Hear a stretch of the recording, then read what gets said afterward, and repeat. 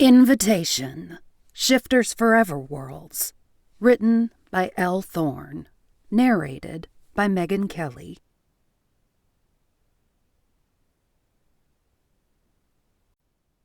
Chapter 1. Did someone say +1? Tanner Navarro stood by the doorway watching the celebration. May had issued the invitation and Tanner headed on up. The way May spoke of Teague, Tanner had hoped Teague hadn't gotten himself in any trouble. When the hostess had led him to the private dining room, Tanner had seen his brother first, then Kelsey. Then he saw the expression on their faces. "Tanner," Teague said. "I didn't know you were coming." Teague approached him and gave him a huge hug. Tanner turned to Kelsey. "It's about time Teague woke up and claimed what was his." He wrapped his brother's woman in a hug. Kelsey touched his face. "Nice beard." "Glad you like it. Thinking of keeping it for a while." Tanner turned to May. "Told you I'd make it before the wedding." He greeted Grant with a hug and noticed that Grant had a look of happiness. Then he saw the reason for Grant's happiness, the glow she had from the couple bond. "Nice to meet you," he told the attractive woman at Grant's side. "Chelsea," she said. Ignoring his outstretched hand, she pulled him into a hug. He looked over her shoulder as he embraced her back. That was when it hit him. That was when he saw her. He wasn't sure which happened first. Those two things happened at practically the same time. Electricity. That's what it felt like the moment Tanner saw her. She was standing next to the other women in the room, but something about her grabbed him by the throat. No, more like the heart and his cock. No. Actually, the first thing that the curvy woman with the exaggerated hourglass figure captured was his bear. "Down, boy," Tanner joked with his bear, though it was a half joke because there was no part of Tanner that wanted to stand down from this woman. Tanner's brother Teague might have been his best friend for all their lives, but Tanner's bear was more than a best friend. The bear was like his twin and his alter ego, all wrapped up in one package that owned Tanner as much as Tanner owned his bear. His bear rumbled deep within Tanner's chest and head. There was no way the bear was backing down. "How do you know she's the one? How do you know she's our mate?" Why had his bear jumped to the conclusion that this woman was the one? "How can you know so soon? We haven't even talked to her." This woman, with her ebony hair and light blue eyes and dark-rimmed glasses, she'd captured a lot more than his attention. Tanner wanted to explore the sensations, to figure out what was going on inside him and with his bear, but he caught another curvy beauty studying him. May. Stunning with that olive complexion, her eyes were narrowed and she was assessing Tanner with a look that made him nervous. It was as if May was reading his mind. Her eyes had a knowing look in them. In a flash, May's knowing look had been replaced with a bright smile and a gleeful expression.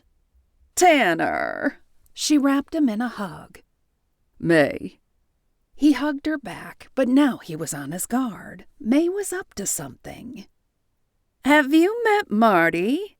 She indicated the raven-haired, full-figured beauty who had already caught his attention. Marti. He liked her name already. Tanner's bear snarled his interest. "For fuck's sake." This kind of approach would probably send her running. Tanner stepped back. He knew his size could be intimidating. Marti looked him straight in the eye. No backing down, no fear in this woman. "Nice to meet you." She nodded, but didn't hold her hand out. Her face was serious, but not unfriendly. High cheekbones, full lips.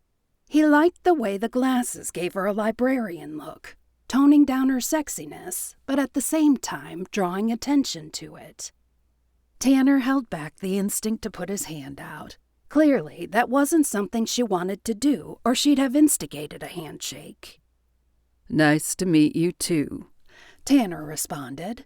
May gave them both an odd look.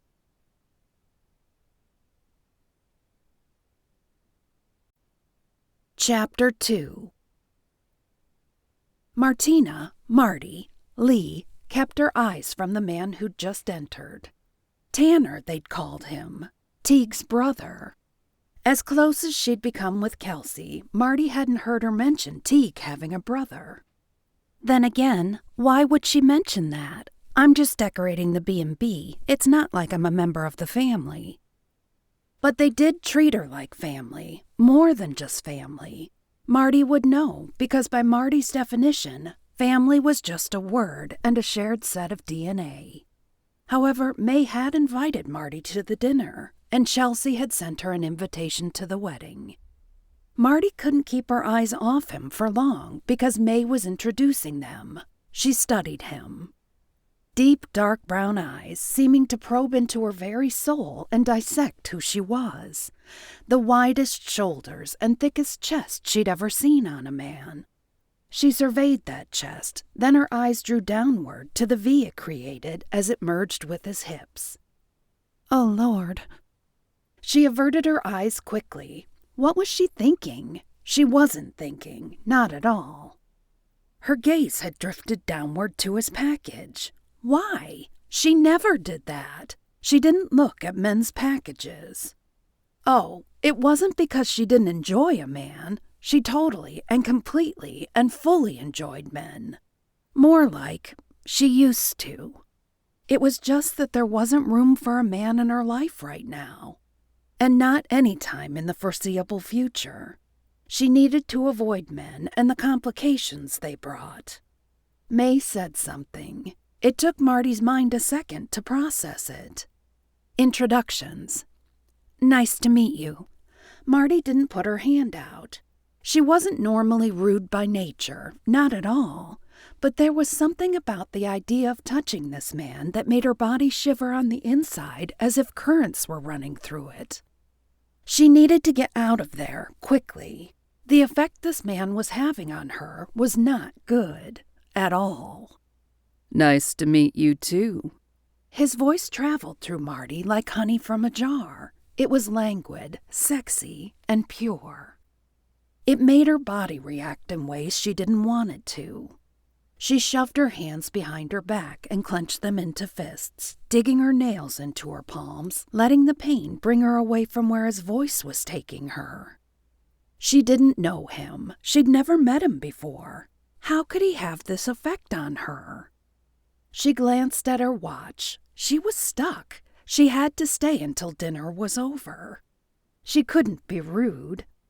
And, sheesh, she'd just heard Chelsea tell Grant that Tanner was one of their +1s. Whose +1 was he? A coldness ran through Marty's body. Surely not hers. No. She didn't want to be with him for a whole day at the wedding. Oh, don't forget the evening, the reception, and the dance. Marti took a deep breath. Are you okay?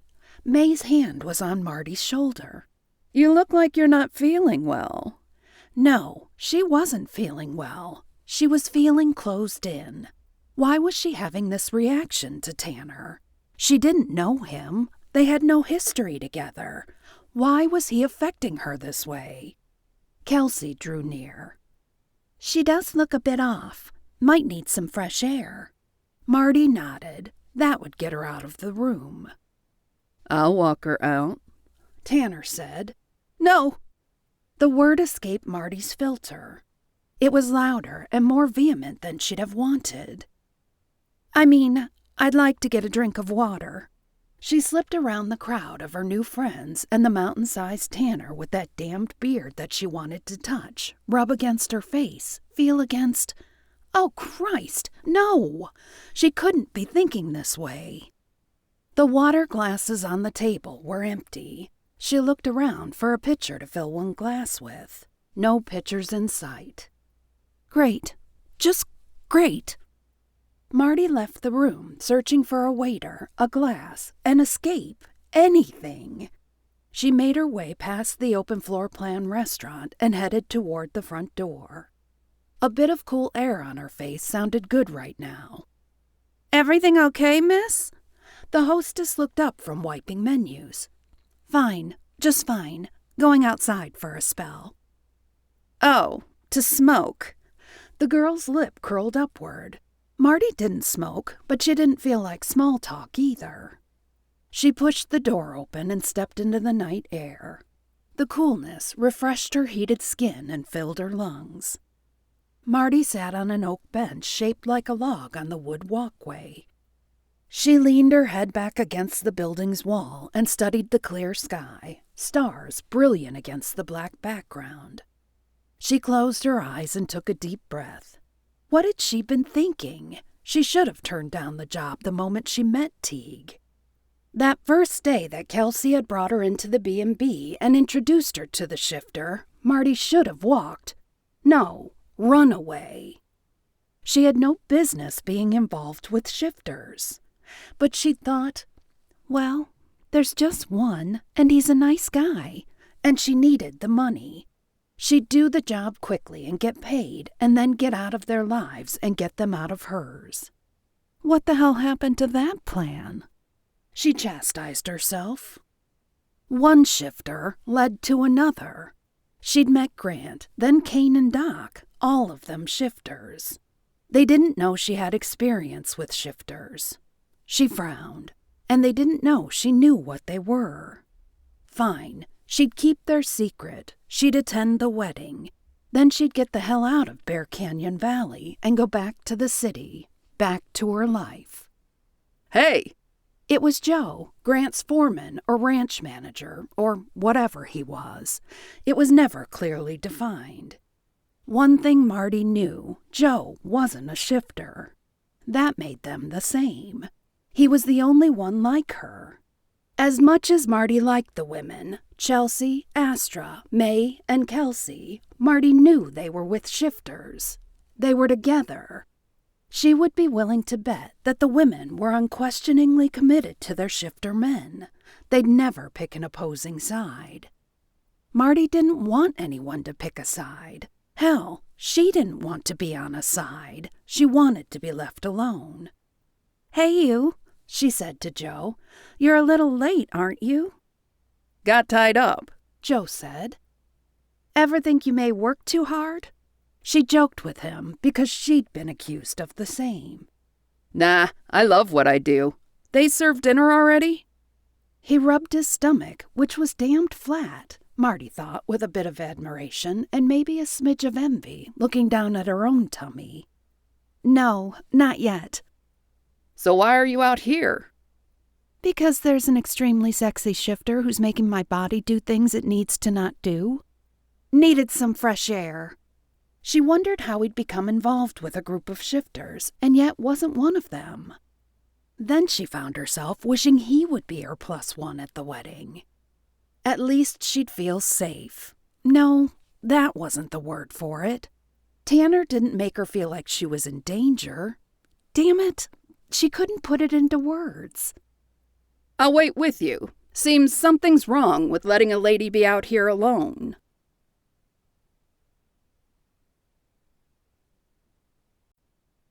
Chapter 3.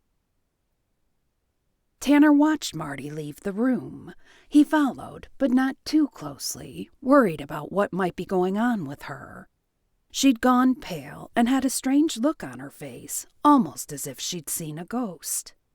She started to walk toward the kitchen, then changed course and passed the kitchen, said something to the hostess, and stepped outside. He walked to a window and watched her sit on the bench that was right in front of the window where he was standing. He shifted slightly and moved out of sight in case she turned and looked in his direction. Her pulse beat a pattern in his body. Her scent, as he'd followed her, was the scent of fear. What the hell could she be afraid of? His bear grumbled. Come on. She barely knew him, he soothed the bear. And sure, Tanner knew he was big, and he got that some people found him intimidating, but not the ladies, not usually. It bothered him to no end that this woman might fear him. The bear snarled and then roared. Tanner closed his eyes against the volume and fought the urge to cover his ears. The bear was pissed at Tanner, blaming him. What the hell makes you think it's my fault? I didn't even talk to her. The bear grumbled. I did not send vibes. Maybe you did. Maybe you scared the shit out of her with your whole she's the one thing. More snarling. How the hell would I know what she can or can't sense? I don't feel anything supernatural about her. She's just a woman. A roar interrupted him. I don't mean she's not. Damn, his bear had never been this way before. He was up in arms and wanted to go to her immediately. Tanner was tempted to take the bear out for a run. More roaring. I'm tempted to, okay? That doesn't mean I'm going to go running right now. Fuck, you're a cantankerous bastard. Tanner paused, listening to his bear. No, I'm not going out there to see what's wrong with her. Sometimes people just need privacy and the time to work things out on their own. And don't ever say I'm not interested in her. I'm just as interested in her as you are. I'm simply in better control of myself. Tanner steeled himself for the onslaught of roaring he knew the bear was going to deliver for that last comment. Instead, his bear snorted and shut down, paying attention to the signals it was getting from Marti, listening to her pulse, feeling her heart rate, scenting her emotions. The bear made a low rumble in Tanner's head. Yeah, I caught the scent of desire that came from her when she saw us. And boy, had Tanner ever caught that scent. The bear delivered her raw essence to him. Tanner savored her aroma, sure her heated moisture would taste as good as it smelled. I'm still not sure why you think she's got a history with shifters. She didn't give any signal of that, but maybe you'd know better than I. The bear in him heard footsteps outside approaching Marti. Tanner and the bear both went on high alert, ready to pounce on anyone who might pose a threat. Out from the darkness stepped Joe, Grant's right-hand guy. Tanner recognized Joe, though he hadn't seen him since he and Teague had left Bear Canyon Valley ages ago. Joe was a good guy, and he didn't pose a threat to anyone. Though he was a fairly solidly built man, he had a good and generous heart. And Joe knew about shifters, lived with shifters, and had no issue with their kind.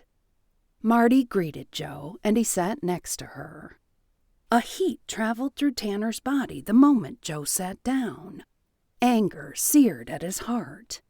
This was a strange sensation coursing through him, and Tanner recognized it immediately, though he didn't want to admit to it. Jealousy. He didn't want another man next to Marti, not until she was his, and they'd... What the hell am I thinking? He blamed his bear for this type of thought. He hadn't exchanged more than a handful of words with the girl. It was too early to feel this way. Joe and Marti made small talk about dinner, then he graciously offered to stay out there with her. The bear grumbled a complaint. He's a good guy. He's just being a gentleman. Then why did Tanner want to go out there and uproot Joe from the bench and take his spot? He felt the vibration of footsteps approaching, then the beat of a female heart, not Marti's, May. I thought it would be a good match. May's voice was low. She stood next to him. So, is that why I'm here? Tanner fought back the anger at May's manipulation because a part of him, a big part, the bear, knew that May was right. How did she do that? She had a reputation for making these matches, even though the parties involved had never met before. Sometimes I think you might be a witch, he told her. Her eyes sparkled in the dim candlelight of the foyer's corner. You are? Damn, he was right. She had witchery background. There's witch blood in my ancestry. She put a finger over her lips and gave him a wink. It's not common knowledge. May wrapped her fingers around his bicep. Her hand was so small compared to his muscles that it couldn't even make its way around 1/10 of their girth. Tanner put his hand up. Shh, they're coming in. He and May stood still, ensconced in the corner, unseen, waiting while Joe opened the door and escorted Marti back to the private dining room. When they were out of sight, May turned toward Tanner. You've become an extraordinary man, Tanner Navarro. I knew you would, even as a teen. And you're still the same beauty that I had a teenage crush on. A blush crept to her cheeks, and a smile so shy it didn't look like her came to her lips. She was beautiful, and his crush had been harmless, but he still cared for this lovely woman like a sister. When will you be happy, May? Do you have to be in mourning forever? You're young and beautiful. You deserve a life. It's been a long time since Brad. She squeezed his arm, then slapped it gently. You don't need to worry about me, Mr. Tanner. Her teeth gleamed in the darkness. My happiness is in seeing Brad's dream come true in Bear Canyon Valley. Bullshit. No one should be alone forever, Tanner wanted to say, but didn't.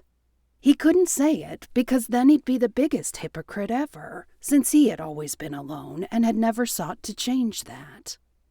Sure, he'd had women, more than his fair share, and he'd enjoyed every one of them, but it wasn't the kind of enjoyment that made him want to stick around indefinitely. A set of blue eyes behind dark-rimmed glasses on a pale face framed by shiny black hair came to mind. He pushed the thought away, and the bear growled at him for it.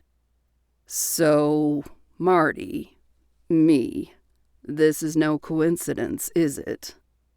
You were always too sharp for your own good. Why can't you be a simple one, just coming to the rescue, joining in the festivities?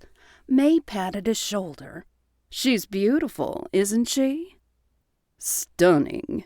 And you knew I'd find her that way. And your bear? How does he feel?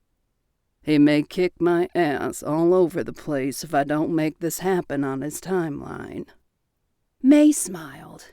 He was always one of my favorite bears, you know. Even more than a decade ago, that bear had an old soul. It's what's made you the way you are. I've missed this place. You, the magic of Bear Canyon Valley. You have a home here, and your presence is needed. Not to mention that Teek's not leaving now. Yeah, I see that taking my partner away is certainly a little bit of an arm twist toward getting me to move up here, isn't it? Then you toss in this fair-skinned, curvy hottie with... Tanner bit his words back. No need to get crude in front of May. Good, that's settled. She'll be your +1, and you'll impress her the way I know you can. The wedding's in 3 days.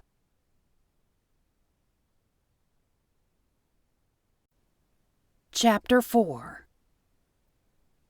Marti sat at the table next to Joe. She felt a sense of relief because she'd saved herself from the trouble that could have ensued.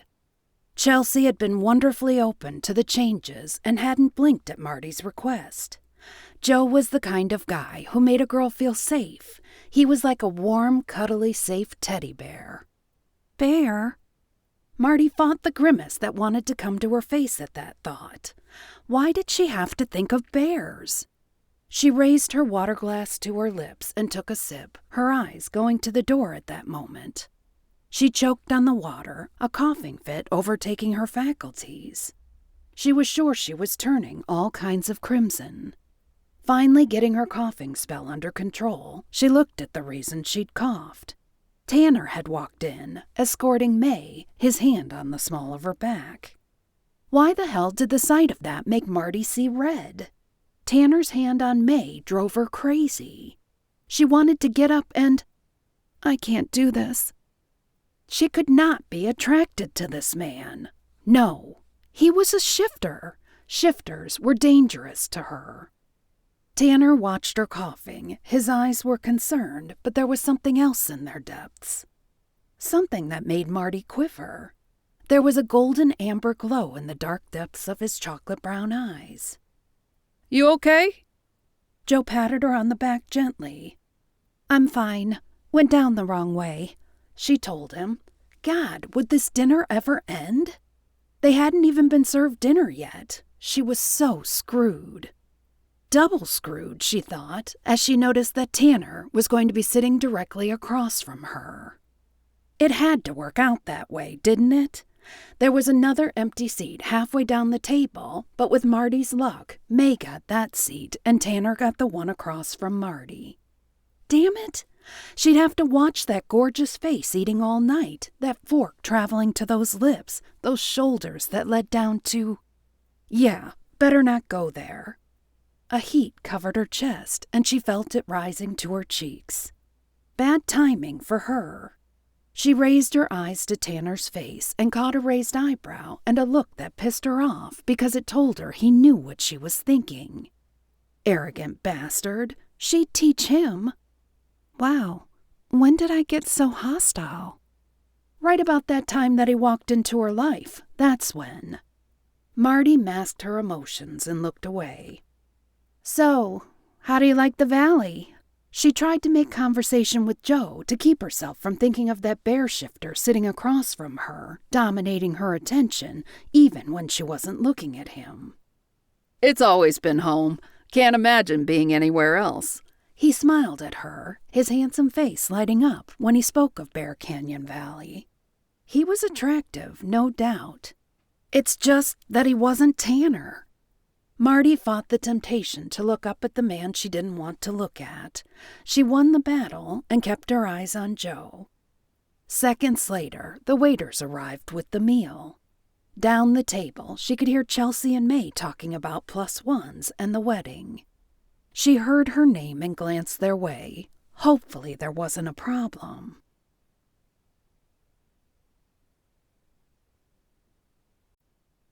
Chapter 5. Tanner frowned. What the fuck? His bear snarled in anger, blaming Tanner. I had nothing to do with this. He and the bear kept listening in on a conversation that should have been private, a conversation he shouldn't use his bear hearing to overhear. But he couldn't help himself. The second he heard Marti's name, it was like he was following a beacon. He couldn't tune the conversation out. Marti asked. Chelsea was telling May. Asked what? To be Joe's +1? May sounded confused. They don't really know each other that well, do they? I didn't sense any... Her voice trailed off. No. Chelsea's voice was a low whisper. She asked not to be Tanner's. I know you had it written down for Marti to be Tanner's +1, but I couldn't very well tell her she had no choice. No, I understand. I mean, I don't understand why she asked that, but I do understand why you switched. May plastered a smile on her face that Tanner instantly recognized as less than genuine. Clearly, May had concerns. He wondered why. There are other ways, May said. To what? Chelsea asked. Sorry, I was thinking about something else, May told Chelsea, but her gaze turned to Tanner. He realized she knew he was listening in and was directing that to him and his bear. A part of Tanner hated this. He didn't want to see a woman forced to do something she didn't want to do. He didn't want to feel that a woman didn't want him. No, it was more than that. He wanted the woman he called his mate to want him as much as he wanted her. Evidently, that wasn't the case with Marti. She was sending mixed signals. One minute she was aroused, the air around her strong with that scent, and the next moment she was angry, or fearful, or guarded. He shoved a forkful of whatever the hell was on his plate in his mouth. This was too frustrating. His bear growled its agreement.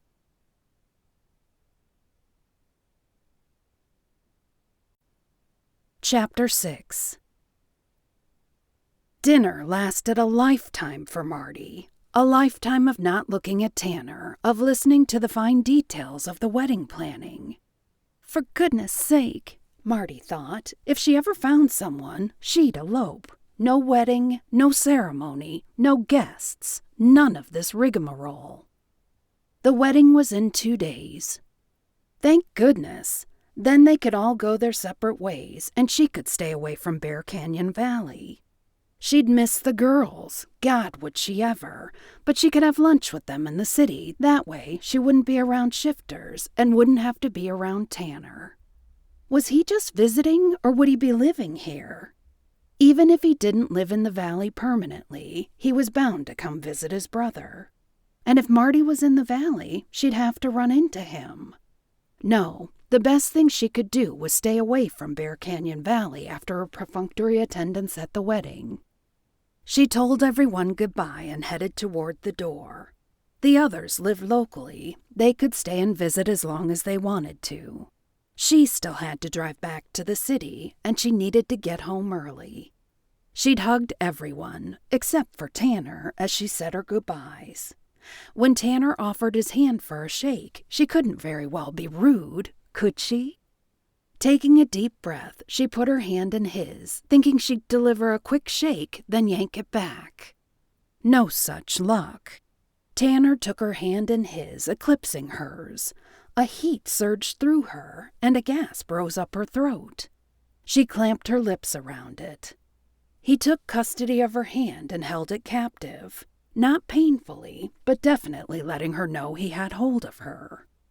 "Nice to meet you," he said. His voice sent shivery sensations up and down her spine, radiating throughout her body. "You too." She frowned and pulled on her hand gently. He still held it. She didn't want to make a fuss, but damn it, what was this about? "I should go." Why the hell were her words breathy? She was giving Marilyn Monroe a run for her money. Jeez. "It's a long drive. Maybe—" She didn't let him finish. "It's not that long." This time she did jerk her hand out of his. "Thank you for your concern." She zipped around him as quickly as she could and headed out the door, fishing her keys from her pocket, feeling the heat of his gaze on her as she left. She knew he was checking her out. A different sort of heat rose through her body, and she was happy for the night's chill that strove to dampen it.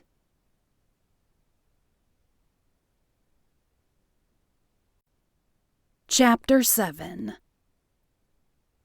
Tanner stared at the dark fluid in his coffee cup. "Maybe you're wrong," he told May. They were alone at a corner of the table. Everyone else was gathered around in circles of 2 or 3. Every so often, Doc would glance at them with a serious look on his face. Doc had been in Florida with Astra the last time Tanner had been in the valley. Tanner had just met him tonight for the first time, but if he didn't know better, he'd have sworn the other shifter was merely tolerating him for the others' sakes. Why would he have animosity toward him? Tanner was a stranger. It wasn't like he could have done something wrong to Doc. "I don't think so," May said. "There's just something I'm not getting here." She stirred the coffee absent-mindedly. "I really don't think so. She asked not to be my +1, or for me not to be hers, or whatever you call it." He set the coffee cup down with a bit more force than he should have. Some of it spilled out, marring the pure white saucer with droplets of dark brown. "That speaks for itself." "You're not giving up, are you?" May frowned. "Giving up? You don't give up something that you haven't even started yet." His voice was more of a snarl. Clearly his bear was coming through. He knew what he had to do. He had to take the bear out to the forest and let it have its head. "I'll see you tomorrow," he told May. "Where are you going?" "Out."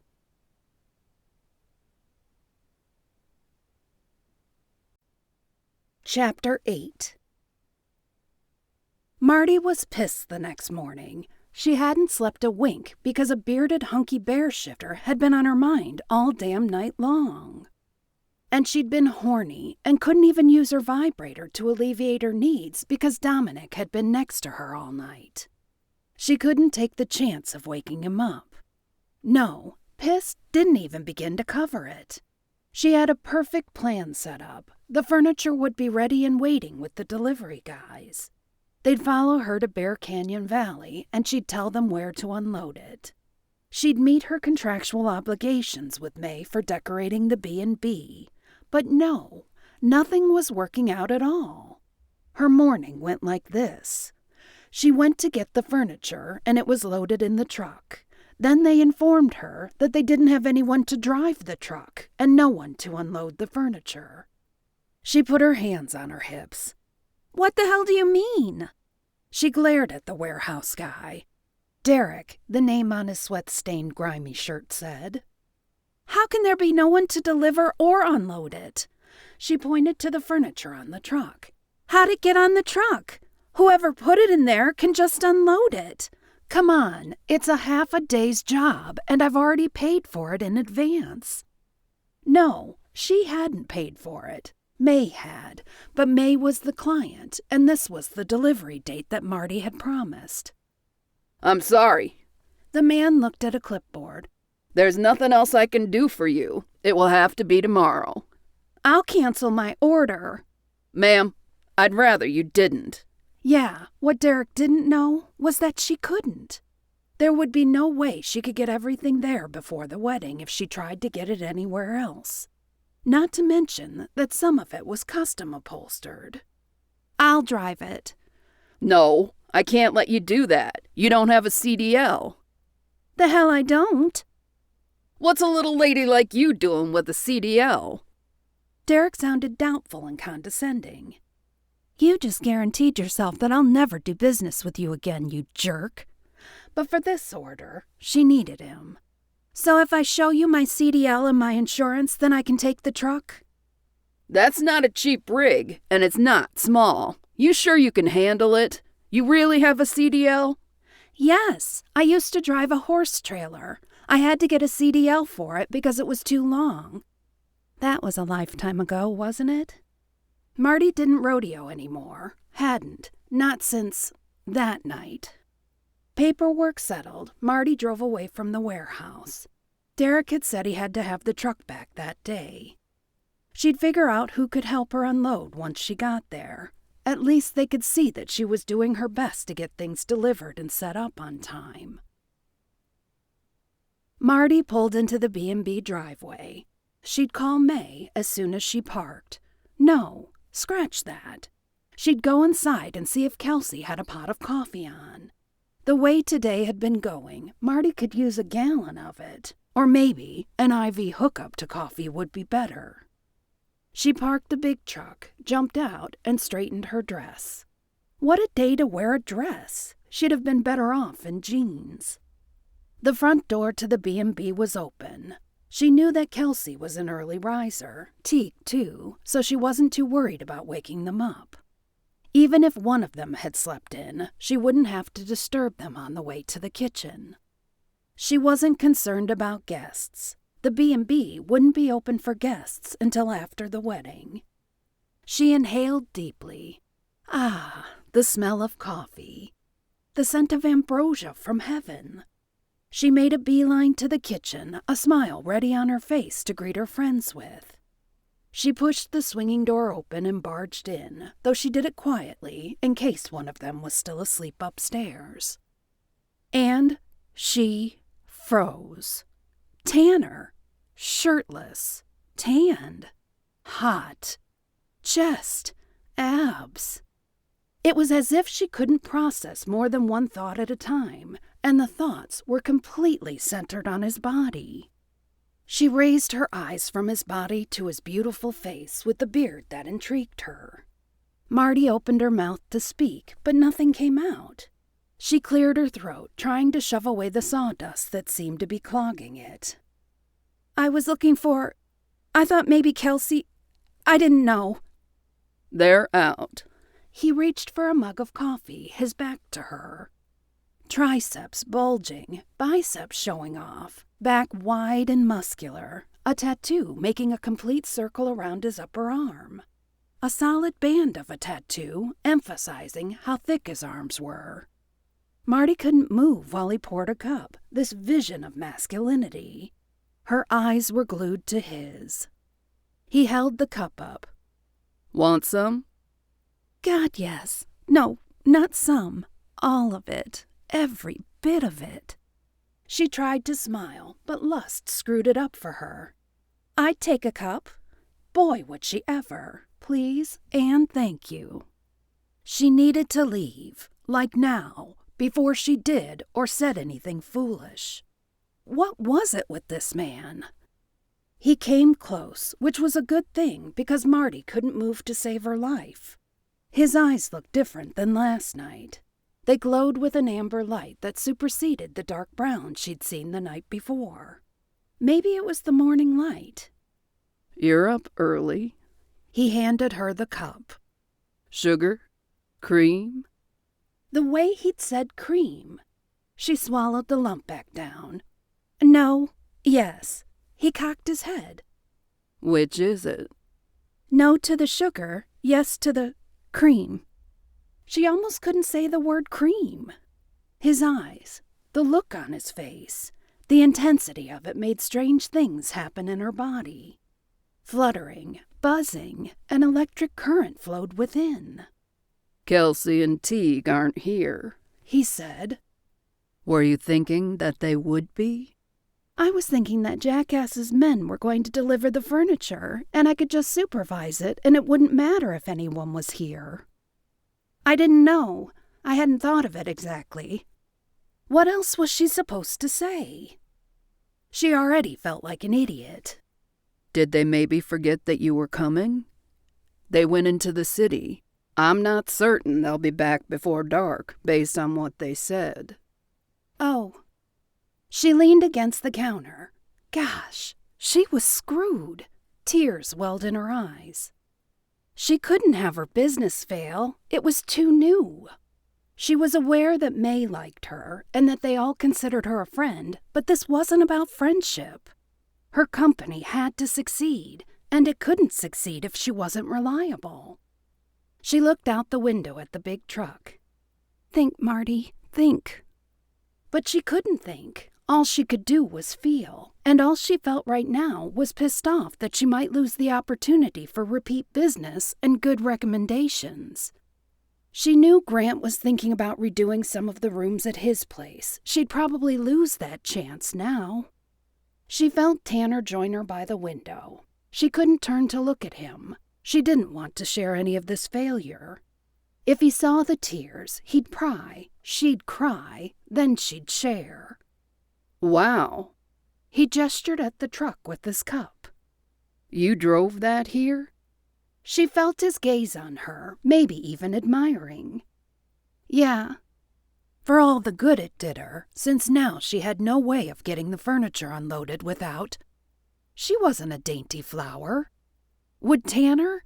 Could she and Tanner? What's in there? He put his hand on her elbow, turning her to face him. She swallowed back the tears, blinked hard to force them back, and made a smile appear on her face, even if it wouldn't reach her eyes. Just some furniture for the B&B. You deliver your own. No wonder May holds you in such high regard. Shit. That almost made a gush of tears come out, knowing that May looked up to her and that she'd disappoint her.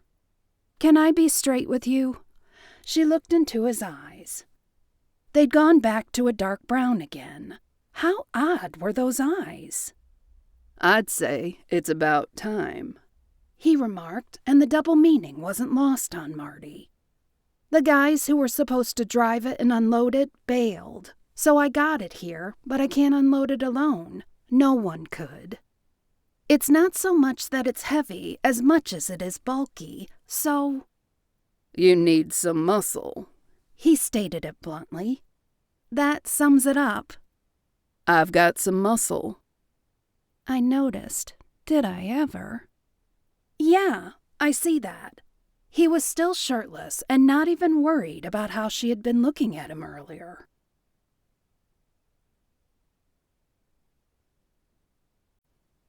Chapter 9. Tanner enjoyed the way she checked him out when she first walked into the kitchen. This was the same electricity he'd felt the night before, when she went outside, wigged out, then came in and asked for him not to be her +1.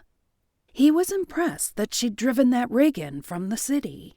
There was a whole other side to this woman, a side he'd like to spend a lifetime getting to know. He surveyed her body while she was busy looking at the truck. Her hips flared out from a waist that opened upward to a set of breasts that would be more than a handful. Christ, he'd like to worship that set.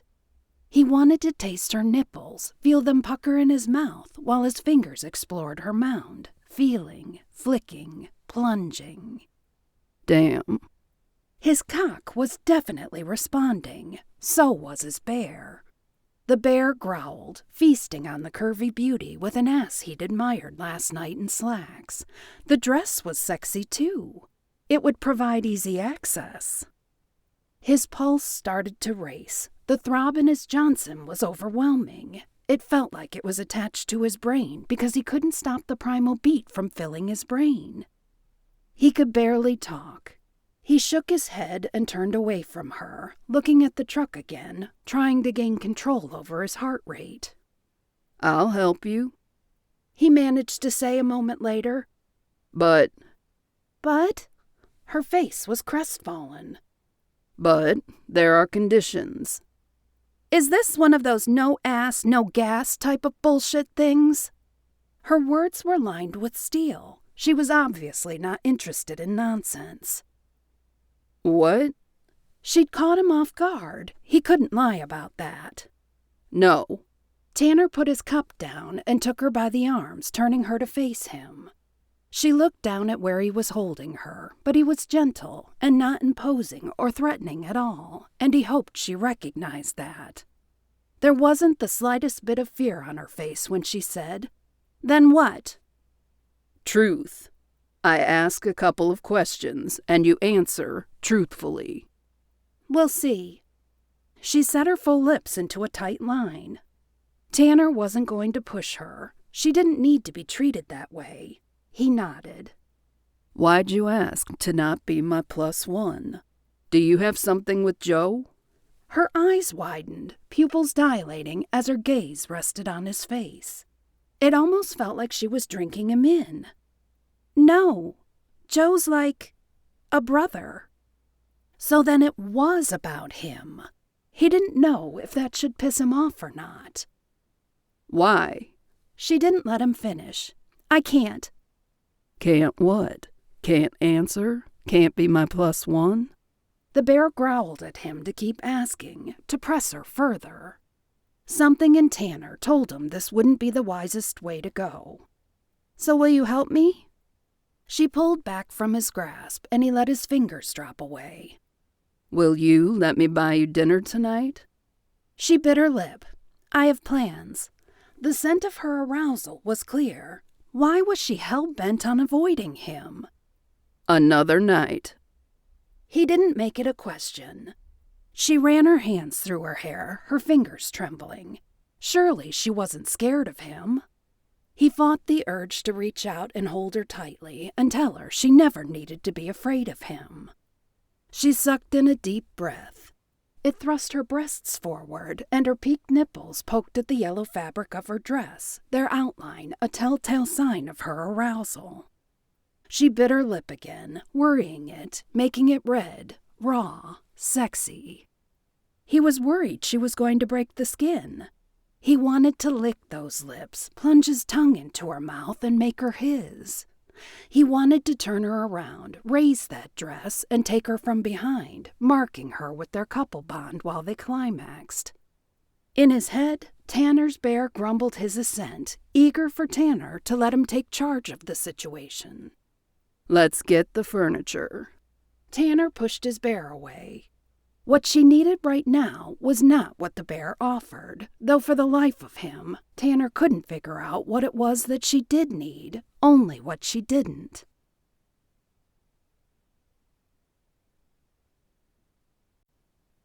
Chapter 10. Marti couldn't figure him out. One moment, he was asking her out. The next, he was gruffly saying they needed to get the furniture. Why did he care about the reason they weren't plus ones? Why did he care what she and Joe did or didn't mean to one another, even though they were only friends? Deep down, she knew why. Knew why he cared, knew why he'd asked, knew why he'd reacted. It was the same reason she'd gotten upset when he walked into the private dining room last night with his hand on May's back. But reasons didn't matter. Reasons for things like that didn't matter at all. This bear shifter? Her? It was not possible. It never would be possible because of Dominic. She pushed all thoughts of Tanner aside. She had to get this job handled, and now. Okay, let's do this. He pointed to her dress. Got a change of clothing? She looked down, shook her head. It's not like I planned to be a furniture mover today. No, this is it. No problem. I'll do most of the heavy lifting. And he did. 2 hours later, drenched in sweat, her hair a wilted mess, her body surely smelling of the perspiration, they were done. Every piece of furniture was artfully arranged exactly where she, Kelsey, and May had determined. Every piece was unwrapped and wiped down. I can't thank you enough, she told Tanner, practically racing him to the kitchen to get a glass of iced tea from the refrigerator. She hugged him impulsively, squeezed those massive shoulders and that thick back. Her body pressed against his drenched t-shirt. Then it hit her, and she shoved off, trying to be nonchalant, trying to act like his manliness, his sexiness, had no effect on her. He looked unaffected by the hug. No biggie. I had a couple of hours on my hands. It was a biggie. It was huge. You don't understand. She gulped the sweet nectar down. It is a big deal. My reputation depended on that company. You saved my... She was going to say ass. What the hell was she thinking? With this sexy man, that would be the totally wrong direction to head. Or would it? She looked at him, white shirt drenched. He emptied the tea in one swig, then rolled the cool glass along his forehead. The t-shirt was sopping in sweat, clinging to his muscles, emphasizing his manliness. More like his godliness. Greek godliness, to be precise. The man was perfect. Marti looked away from Tanner. The last 2 hours had been more than easy. They'd laughed and joked, and the tension she'd felt with him and what he was had been on the back burner. She couldn't afford to do that. She couldn't afford to give any shifters access to her life or her secrets.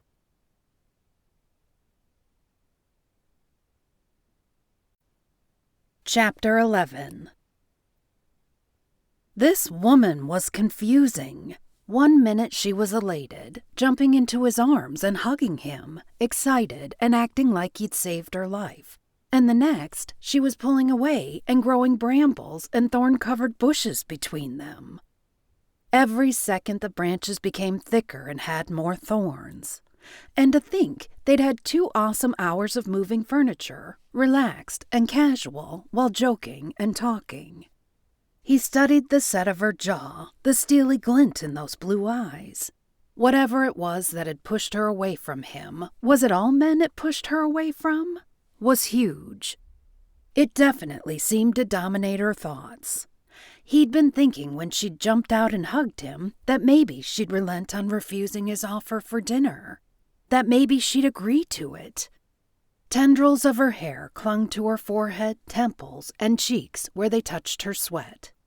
Her cheeks were flushed red over ivory skin, bringing to Tanner's mind what she might look like after a round of wonderfully healthy, exuberant sex. He couldn't tear his eyes off of her. He drank her in, the way her dress widened deliciously out from her abundant hips, the way it tucked into the center of the hourglass, then flared outward and upward to show off a set of breasts he'd never take his hands off if she were his woman.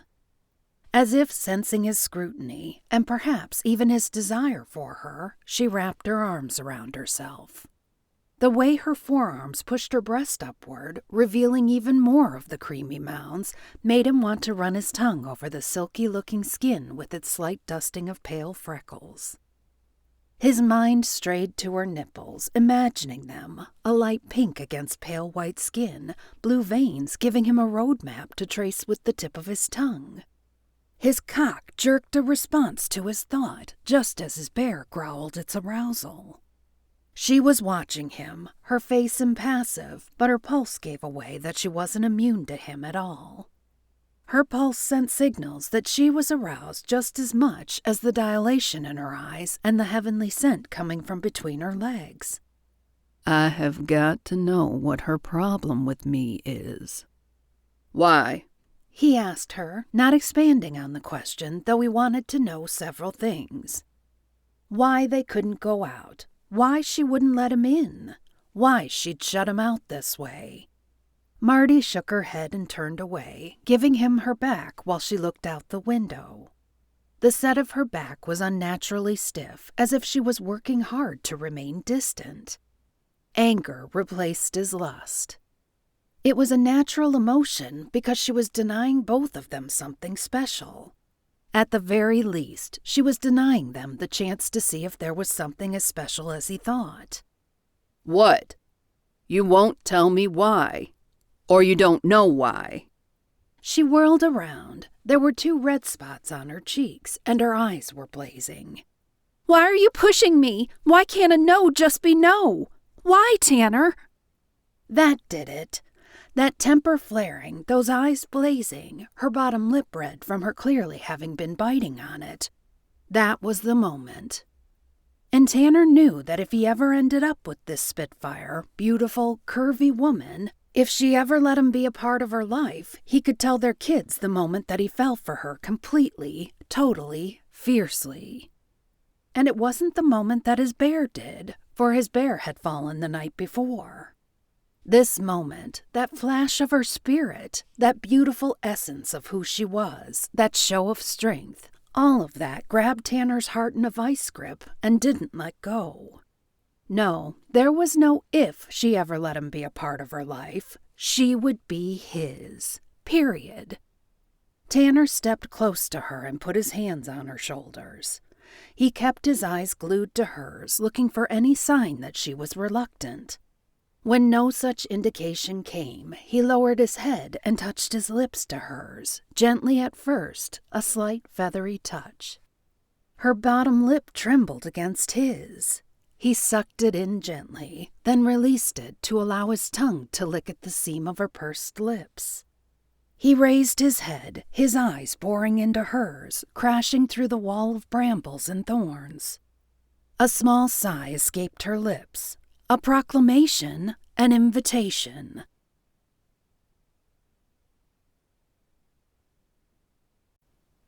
Chapter 12. Tanner's lips came crashing down on hers. He kissed her deeply, his mouth devouring hers, consuming her. His tongue plunged into the depths of her mouth, holding her captive, and every second of the kiss was fuel added to the passion raging within her. His tongue untangled from hers, and his lips traveled, kissing her jaw, chin, neck. Slow, languid licks, following the kisses as he made his way ever lower to the point where her neck and shoulder were connected. A slight sting erupted into a font of pleasure tinged with pain as she realized his teeth had sunk into her neck. Oh God, was he? She jerked away. She couldn't allow that to happen. What about Dominic?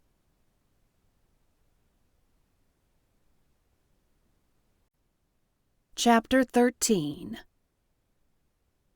Tanner wanted to pull her back into his arms to continue what they'd started. Why had she pulled away? Was the passion too overwhelming? There was a look in her eyes. Her pupils were contracted. Was that fear? A question was poised on his lips when the door creaked open, squeaking a protest. Anyone home? Joe, Marti whispered. In the kitchen, Tanner said, a frown coming to his face. We'll finish this later, he told Marti, keeping his voice low.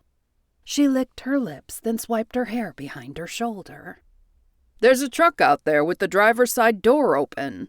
Everything okay in here? Joe looked from one to the other.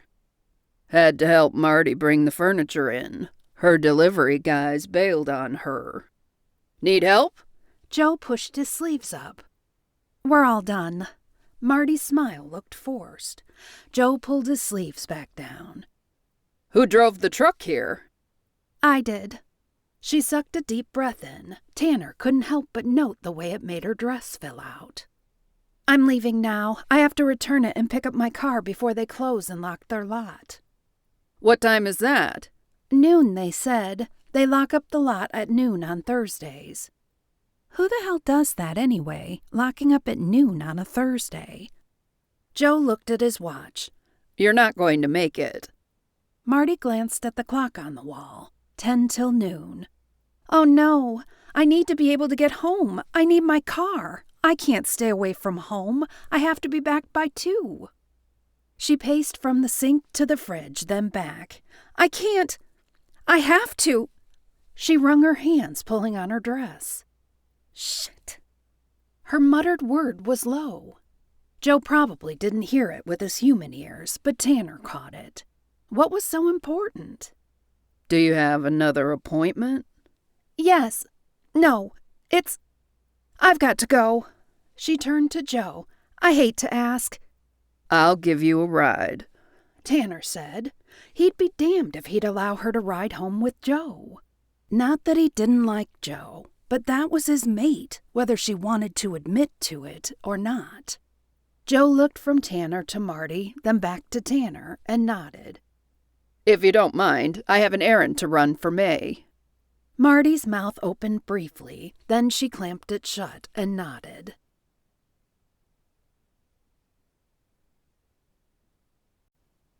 Chapter 14. What else could she say? She was pissed off. Pissed that she had to leave her car behind. Pissed that the bastard who was supposed to have his men deliver and unload the furniture had failed to do his job. She was doubly pissed at the betrayal of her heart and body when Tanner had kissed her. They'd made her feel like she was in a raft being swept along by a whitewater river. His kiss had left her breathless, wet, aroused, and on the verge of a damned orgasm. That was wrong, and she was pissed about that, too. Mostly because it was very right. And now she'd be stuck with him in a vehicle for the whole ride back to the city. And since her car would be locked away, she'd have to have him drop her off at home. He might see Dominic, and that would not work at all. Damn him. Damn his sexiness. Damn her body for wanting him. Damn her heart for thinking he was someone special and reacting to him.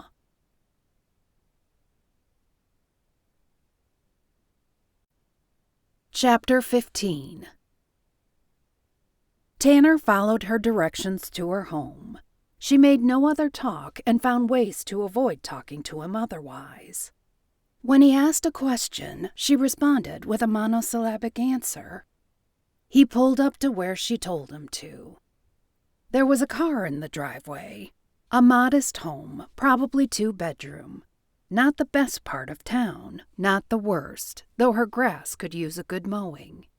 Thank you for the ride. She jumped out, her bag already in her hand, and closed the door before he could ask her if she'd need a ride to her car, wherever the lot was that her car was parked at. Then she ran up the cracked concrete sidewalk, digging keys out of her purse. When she reached the front door, she opened it. "Thank you, Heather," Marti was saying as she opened the door. A woman came out as Marti walked in. Tanner's bear hearing picked up her words. "He's pissed that you're late," the woman said to Marti as she closed the door behind her. He? Who was he? And why was he pissed? And what was Marti late for? A man. Marti had a man. That explained everything. Yeah, Everything except why she wanted Tanner.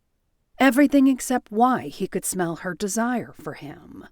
Clearly, Marti had a man at home. And that man wasn't Tanner, and it never would be.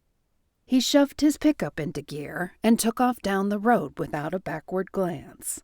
It was better off that they weren't +1s now. Fuck.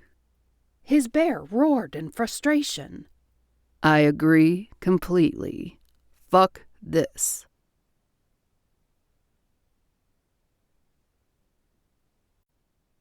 Chapter 16. Marti closed the door behind her, then realized that she had forgotten to give Heather her money. She didn't have a chance to think about it for the next few minutes because a 3-foot package launched itself at her and a chubby set of fingers wrapped around her legs. She grabbed onto the table for balance. Dominic, she squealed at him. You late, Mama? Dominic glared at her. His dark brown eyes glowed an amber light of fury. I know, baby. She picked him up. God, he's getting so heavy. You're growing up so fast. I didn't mean to be late. I ran into some trouble. Mama smelled like she worked. Yeah, I'm sure I'm a sight as well as a stinker. I did work. I moved furniture. And to think, Tanner had kissed her looking and smelling like this. I need a bath. No bath. We're playing. Oh, are we? She laughed at her son's take-charge dominating behavior and ruffled the top of his head, sending dark curls askew. He wiggled out of her arms and took her hand. Let's go. He led her to his room. She shook her head at her son, her everything. She shoved Tanner from her mind.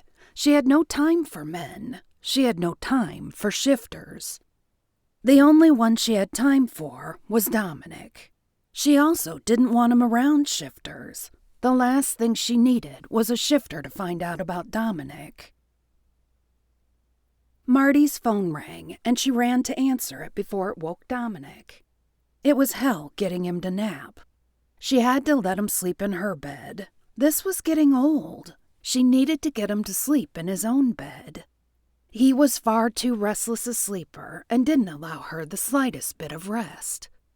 She grabbed the cell and pressed the button to answer it as she headed into the living room, noting that it was May. Marti glanced at the clock. 9 o'clock at night. Hi, May. Marti, I heard. May sounded concerned. I heard what happened with the truck, the delivery guys, that you and Tanner had to do the work yourselves. Oh, I wish you hadn't. And he had to give you a ride home? Betty hated that. I didn't want to inconvenience him, and I didn't know what else to do. The furniture, I had to get it set up for you. You are amazing. You're more than a service provider, you know. You're family.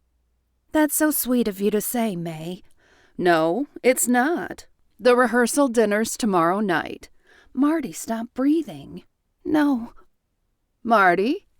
I'm here. You're coming, right? Her car. She could use that as an excuse, couldn't she? Well, and she had to get the truck. Another excuse. You see, there's this. She drummed her fingers on her thighs. She didn't want to see Tanner at the rehearsal dinner. It was bad enough she'd have to see him at the wedding, even if he wasn't her +1. I'll be at the wedding. Oh, no. May's voice sounded so distressed that Marti felt guilty. No. Guilt worked too well on her. Not the guilt thing. You'd think I was Catholic. Tanner has the keys to the truck. He's bringing it back tomorrow, and he'll need a ride back. You could bring him to the dinner. That would work out so perfectly, Marti. Don't you see? No, what I see is that you're a client. Sure, you're a friend, but you're a client. And a lot of my future business will hinge on your recommendations. So like it or not, she needed to suck it up, didn't she? Furthermore, why did I leave those damn keys in the truck? Could be because you were so caught up in kissing and making out with Tanner that you forgot? God, I'm a total idiot. I take a deep breath and dive into my refusal. May, I don't know. Oh, Marty, you just gotta. First off, we can't imagine you not being a part of this. Truly. And second, well, Tanner. He's doing us a favor by bringing the truck. He's helping us out. He needs a ride back. Marti knew that when May said, "He's helping us out." She really meant, he's helping you out. And what about Tanner? What did he think about her being his ride? He didn't seem to like her too much by the time he'd dropped her off. Oh, and whose fault is that? Marti wished she could shut her internal dialogue off. Does Tanner know you're asking me to give him a ride? May paused. Marti wondered if that meant no, or if it meant that he did and wasn't willing. She could second-guess herself to death with this. It was one ride, one meal, one evening. She'd get her car back. She'd go to the wedding the day after. Then, by Sunday, the wedding would be over. Tanner would be a memory, and he'd have gone back to wherever he came from. Then her life could begin again. And hopefully, she'd be on May's good side and get some more business. Marti exhaled. I'll do it. May squealed so loud at the other end of the line that Marti had to pull the phone away from her ear. He'll be there at 2 tomorrow afternoon to pick you up to go get your car. You're wonderful. Oh, Grant said he wanted to get you started on some projects at his house as soon as they get back from the honeymoon. Sure, dangle that carrot in front of me just to be sure I don't forget. Okay, that was bitchy. Marti brought her attitude back a notch or two. Thank you, May. I appreciate everything you're doing. And she did. Mostly.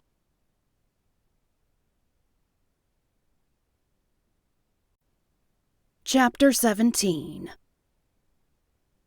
Marti was ready early. She was waiting on the front porch by 1:55 p.m. while Heather was inside with Dominic. Marti couldn't risk Tanner coming to the front door to knock. Tanner was a shifter. His sense of smell would pick up Dominic. That wasn't a complication she needed. 4 minutes later, the big truck she'd driven to Bear Canyon Valley pulled up in front of her house.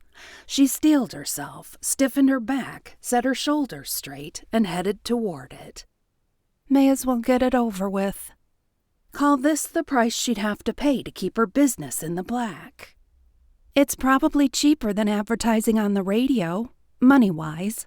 Certainly not heart-wise. The truck's door opened, then closed. Why was he getting out? Did he want her to drive? Tanner stepped around the front, and she almost gasped at the sight of him. Pain pierced through her like a lance. He cleaned up way too well. His dark eyes looked at her and into her. She licked her lips. Her mind went to the way he'd looked in that soaked white t-shirt that clung to every muscle yesterday, hugging his pecs and abs, emphasizing his body and tempting her desire. She didn't believe in love at first sight or first day or any of that shit. There was no way. That wasn't possible. But she couldn't explain the instant connection with him. She shook her head. Couldn't explain it. Couldn't understand it. She took the sight of him in, absorbing every bit. The trimmed beard, the tight, clean shirt with rolled-up sleeves, the scrubbed clean look on his face, the tight pants that emphasized a package she knew would fit right in with the rest of his sexy, supersized self. She chewed on her lip. What could she even say? He rounded the truck to her side, opened the door, and put a hand out to help her into the cab. She took his hand, trying to keep the electricity that passed from the heat of his fingers from affecting her whole body. Fail. Epic fail. Starting from where his fingertips touched her hand, heat bubbled throughout her body, leaving a trail of molten desire in its place. She got into the seat, trying to climb in as gracefully as the dress she'd worn that she'd also wear that evening would allow. He walked around the front of the truck, got in, then put it in gear. The only giveaway to anything he might be feeling was the vein throbbing in his neck that matched the one in his temple and the way his jaw was working under his beard.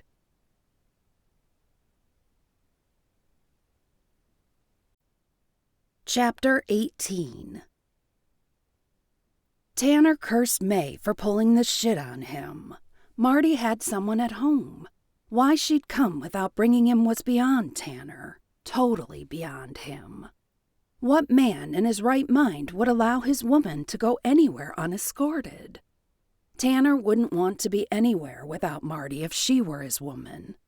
Especially not a wedding or a rehearsal dinner.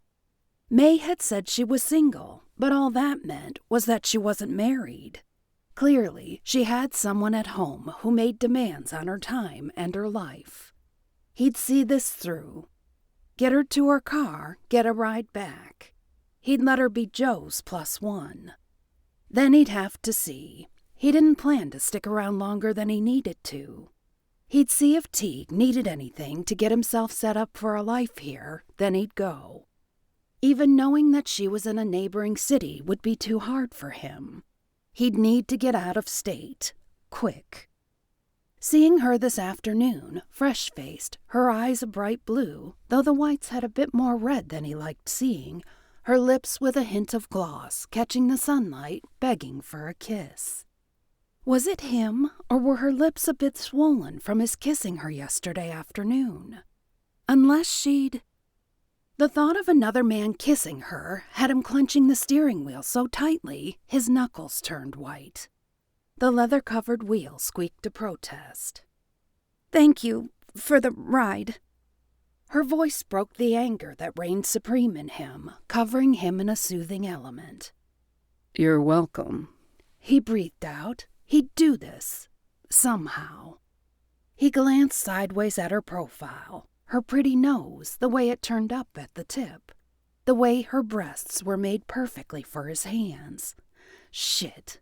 That made him think of the way she'd looked when he'd helped her into the truck's cab.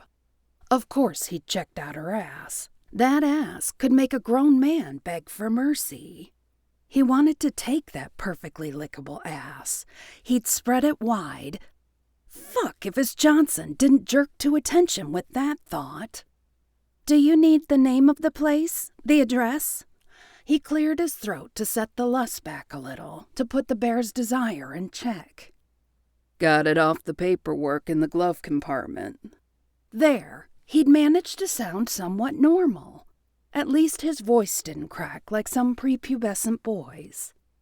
"Not just good-looking, but brainy, huh?" Her voice was light, but it was a strained kind of light, as if she was fighting to maintain normalcy, to avoid looking at the elephant in the room. He let out a breath he'd been keeping trapped in his chest. "Not rocket science," he muttered under his breath, then instantly realized he sounded like a dick. Hell, he was a dick. It wasn't her fault she had someone else. Well, yeah, it was. She had no business kissing him and leading him on if she had someone else. Then again, Tanner chastised himself. "It's not like I asked her straight up, is it?" "So, who is he?" Oh shit, he really did that. What the fuck? He'd really just fucking thrown it out there. She glanced at him, her brows drawn into a V, her lower lip tucked under her teeth. He? So she was going to play it that way. Fury blazed through him. He wanted to tell her to drop it. He wanted to tell her to go to hell. No, that wasn't what he wanted to do at all. He wanted to kiss her and take her and claim her and make her his. He wanted her to forget whoever it was that she cared for and to grab onto that feeling she had when she was with him. But that wasn't how things worked, was it? He couldn't go around grabbing women by the hair and being caveman-like with them. Both of them were clearly saved by timing. "We're here." He pulled into the lot, parked the vehicle near the sign that read office, and helped her out of the cab. A man came storming out of the office door, holding a clipboard, his face red, his hair unwashed and in a scrawny ponytail that was no thicker than a rat's tail. The top of his head was bald, shiny from oil, and streaked with grime. "Where have you been? I needed that truck." He drew up short when he saw Tanner behind Marti. After glancing at Tanner, he looked back at Marti, then at his clipboard. "I'll have to charge you for having it overnight. It's made us late for other deliveries." "No way." Marti planted her hands on the hips that Tanner had come to adore. "What do you mean, no way? You owe me." Tanner shook his head.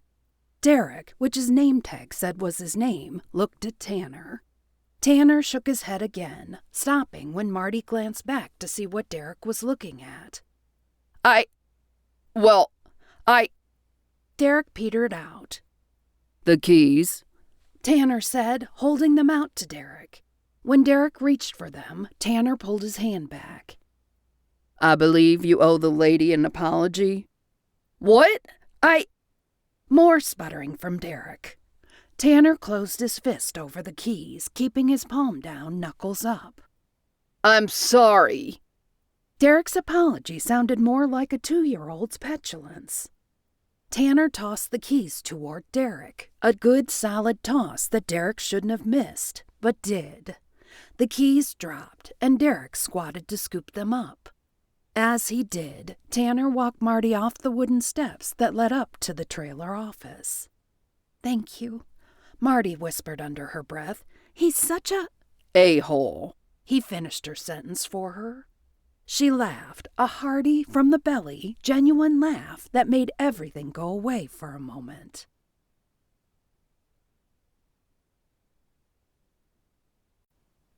Chapter 19. "Do you want to drive?" She held the keys out to Tanner. Her hands were shaking with anger from that idiot Derek's attitude and his attempt to make her pay for his screw-up. She was hoping she could relax in the passenger seat and make some of the stress go away. Plus, she didn't know how to get to Grant's place. The rehearsal dinner was supposed to be a catered affair at Grant's, and she hadn't been there yet. He'd mentioned some work for her, but that had yet to transpire since she'd been so busy at the B&B. "Thanks for that," she told Tanner after he'd pulled out of the parking lot. She knew Derek wouldn't have been as willing to let the matter go if Tanner hadn't been there. "I bet you're glad this job's over. It's quite a drive, having to go to Bear Canyon Valley all the time." "It wasn't so bad. It got intense near the end there." "So, how'd you end up learning how to drive a truck that size?" "I used to drive horse trailers." He looked over at her, a surprised expression on his face. "What'd you do?" She didn't want to talk about that life. "Trained for shows." "And now you do interior design, or decorating, or whatever." She laughed at his question. Such a guy. "Yeah, pretty much." "Those seem like opposite career choices. What prompts a change like that?" "Here we go, the place I don't want to be. Guess it was time for something new. Like a baby, and avoiding running into the baby's father. Ever." "Do you like the choice you made?" God, would they ever get there so he could quit probing? "I like parts of it a lot. Love them." Like Dominic. Okay, time to take the spotlight off herself. "What about you? Do you like what you do? Have you always done it? How did Tanner end up traveling from so far away to do work for May? Aren't there equally qualified contractors in the area?" He gave her a sideways glance. "May needed him, so he came." "Just like that." He shrugged. "Just like that. She's May." She felt a twinge of something. Was it jealousy, or was it uncertainty? "Are you related to her?" "May?" He chuckled. "Hardly, though she does like to call us her nephews." Hardly. Did that mean there was something there? May was beautiful. Marti fought the instinct to look at her reflection in the mirror. And now you're here, she told him, hoping to find out why. Yep. That was it? Really? Just a yup? Here we are. He pulled into a driveway, a long one, and it seemed she waited more than a minute before they pulled up in front of a house. She looked at the opulent ranch house that looked more like a hotel or a mansion. Wow! Doing some work for Grant could keep her in the black for a year or more. Suddenly, she was thankful that she'd gone the extra mile yesterday and played delivery man with Tanner. Every bone, every muscle in her body ached from the furniture unloading and moving, but it was worth it when she thought of the results that would come from having solidified her reputation with May. Tanner parked the car and came around to her side to open the door. A girl could sure get used to this kind of treatment. The words were out of her mouth before she could stop them. That is exactly how you deserve to be treated, and better. He stepped closer. His body was a mountainous wall of muscle that blocked an escape she didn't want to make anyway. She inhaled the scent of him, all man. She looked up into his eyes. Was that pain she saw there? It was raw emotion sucking her in. She looked away after a millisecond. Marti. The word was a soft growl that came from his chest. She knew that was his bear. She knew the bear in him was taking over. His dark eyes glowed amber. She looked directly at his bear, reflected in his eyes. She saw the bear's desire, and it matched her own feelings. A look crossed Tanner's face. You know, he said. She didn't respond, casting her eyes away from his, looking at his lips, because as crazy as it seemed, right now, his lips were safer than his eyes.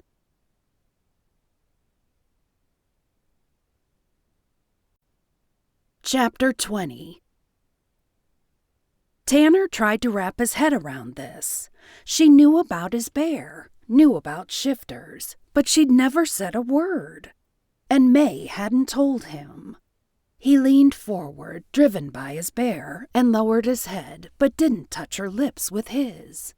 He watched the way she licked them, nervously, but all it brought to his mind was the idea of her lips, that tongue on his body, on his cock. That move did it. He lunged forward, propelled by his bear's conviction that she was the one, regardless of circumstance. His bear needed answers. His bear needed affirmation. If she didn't want him or his bear, she would have to be damned clear about it. He took her mouth hostage, branding it with his tongue, possessing it with his bear, owning it with his passion. His body and his bear were overwhelmed by the power of their arousal. Only it was far more than arousal. He and his bear both knew undeniably that she was the one. Now he had to figure out how to make her see it. And he had to figure out what was going on with whoever was waiting at home for her. Her moan, drenched in passion, devoid of self-control, drove his lust to the next level. Tanner. Her voice sent him there. He pulled her to him roughly, cupping her ass with his hands, enjoying its fullness, bringing her against his erection. It made his cock pulse with greater need. I want you, Marti. I want every bit of you, all of you. I want to bury myself in the core of you while you give me that part of you that you keep from everyone else. He whispered the tortured words into her hair. You belong to me. You just need to see it. Maybe I do. Her words were torn from that brambled, thorny wall, ripped from the place where she didn't trust anyone.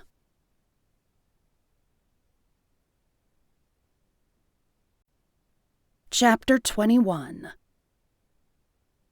Marti tried to catch her breath. She tried to pretend she hadn't just uttered the words that would give him complete power over her. She had no right to do that. She owed her life to Dominic, to keeping him safe from shifters, to keeping him a secret from shifters. The claws of a pain so sharp it cut into her soul rendered her speechless. She tore herself from his embrace. They're waiting for us, I'm sure." She covered the words with steel, reinforced with the strength of a mother who had to protect her baby from the world. From everything bad, both known and unknown. She held his gaze for the longest, most silent moment of her life, fighting both him and the bear with her blue gaze. A jackhammer couldn't have gotten through the tension between them as Tanner stared at her in disbelief.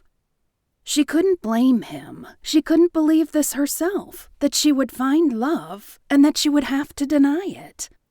And even more unbelievably, that it would come from a shifter, a bear shifter of all things.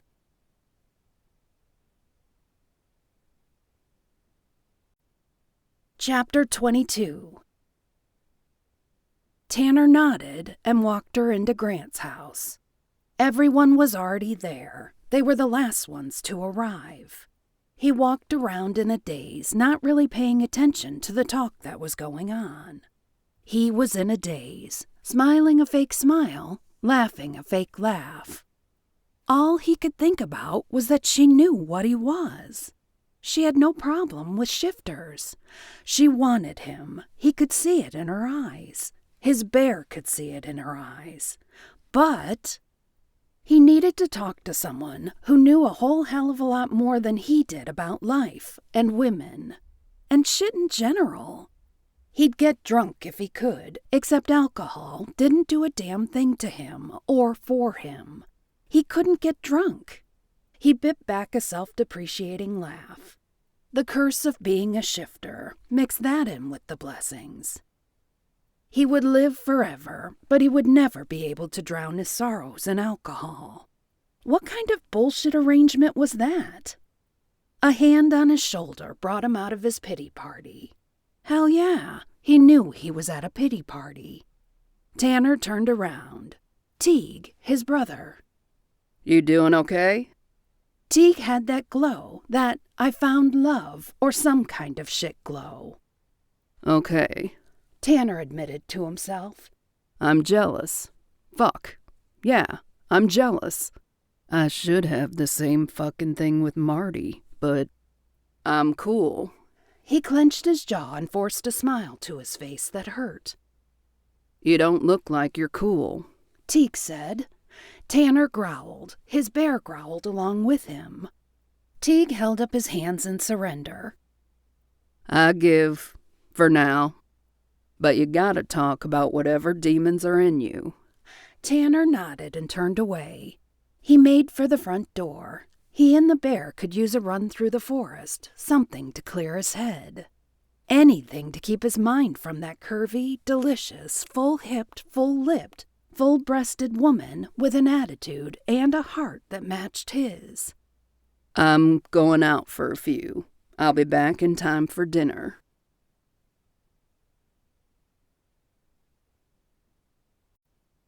Chapter 23. Marti made it through dinner. Somehow. Now they were assembled in a large room with a hardwood floor. Chairs and tables were scattered around, and the lighting was dim. It was set up like a dance floor. Chelsea and Grant were dancing to a slow song in the middle of the floor, the special effects pin lights making multicolored trails all around the room. May turned to Marti. "What's going on?" "My life sucks. I'm falling for a man who is the last man I should fall for. No, any man would be the last man I should fall for, but a shifter?" Marti let a long breath out, put that fake smile on. "What do you mean?" "Tanner visited before dinner and came back looking like he was still being pursued by demons. You're working hard to earn an award for Best Actress. Neither one of you is willing to look at the other one. You both barely touched your dinner." May rubbed her stomach as if to emphasize what Marti had missed. "And it was good." "I've got a lot on my mind. I can't speak for Tanner." She kept her voice firm, dissuading more conversation on the topic. The DJ changed the song to another slow one. She clenched her fists. She could do without the love songs. Joe walked up. "May I?" He held a hand out to Marti. She grabbed his hand like it was a lifeline. Anything to get away from that conversation. Sure. She followed him to the dance floor. Joe kept her at arm's length, the distance between them proper. She appreciated his sensitivity.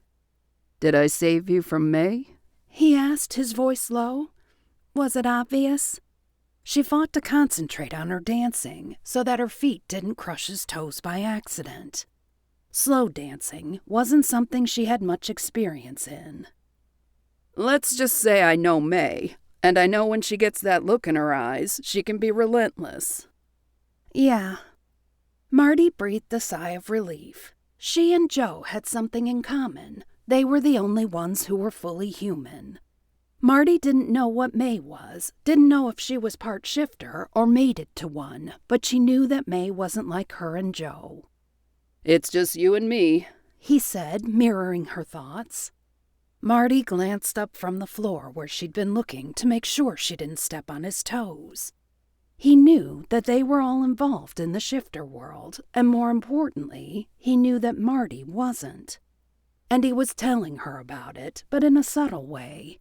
Was he testing her? Was this a trick question to see if she knew, or was he being more upfront about it? What do you mean? That seemed like the safest response, at least until she knew what he was thinking. "We're the only ones who aren't like them." Marti still didn't want to give anything away, but she had to ask. Does it bother you, being different? Joe gave her a quizzical look. "I've never known any other world. I've been with Grant's family for a hell of a long time. Before that, my grandfather knew his grandfather." Then he asked, "So why'd you leave the horse world?" Marti gasped. How'd you know? Her heart bounced around in her chest. It was beating so hard. "I thought I'd seen you before. You were a hell of a trainer." I needed to change my life. Suddenly she found herself thinking she'd been better off talking to May. "Don't worry, Marti. It's your business, your secret to tell. If you don't want to be Martina Faulkner-Lee here, then you can just be Marti Lee." Thank you. Something about his eyes said she could trust him to hold true to that. I'm Marti Lee now. That's it. Understood. The song was ending, and Marti was ready to go home. How long would she have to stay? Was there an obligation to stay until everyone else had left? Should she think of it this way as a service provider? Thanks for the dance, Joe. The lights were turned on. A waiter walked around with champagne glasses. "One more toast," Grant announced. "Then we'd better call it a night. My bride tells me she needs her beauty rest." Chelsea harumphed, and her cheeks turned bright pink. Grant raised his glass. "To the most beautiful woman in the world." Marti took a glass from the waiter and raised it. That was the moment she felt it. She looked at Tanner, feeling his heated gaze on her. Unreadable, sexy, deep. Marti was sure she blushed as deep a pink as Chelsea as she looked down. The heat from the flush kissed her cheeks, traveling up from her neck and chest. "Here, here," someone yelled. A throat clearing made her look up. Teague lifted his champagne flute. "To dreams coming true." He indicated Kelsey. "To family. To what we've always waited for." "I'll drink to that," Doc Evans said, clinking glasses with May. Kane was raising his glass. "To Astra." He tipped the glass in Astra's direction. Astra's crystalline green eyes filled with tears. To Kane, who gives me everything, and then some. She coughed, then swallowed. We have news. "What?" May squealed. No, not that. Astra giggled, her joy bubbling out. Kane and I are taking a trip to Europe. He's going to help me find Anya. That's an unsettled chapter in my life. Aw, Chelsea was saying. There's more, Astra said. I'm done denying my gift. It's time I explored it, learned more about it, who I am, what it is. It's something I have in common with my mom, and I miss my mom. "We all miss your mom." Doc Evans said, his voice choked with emotion. She was a fine woman, and you're exactly like her. You're the best father ever, Astra hugged Doc. You've never been just a stepfather. Marti didn't have a clue who the hell Anya was or what Astra's gift was, but she was happy for her friends. Happy for their happiness, even though she didn't have any. Marti looked at them all. This was strange. It was more of a reunion than a rehearsal dinner, and she felt out of place.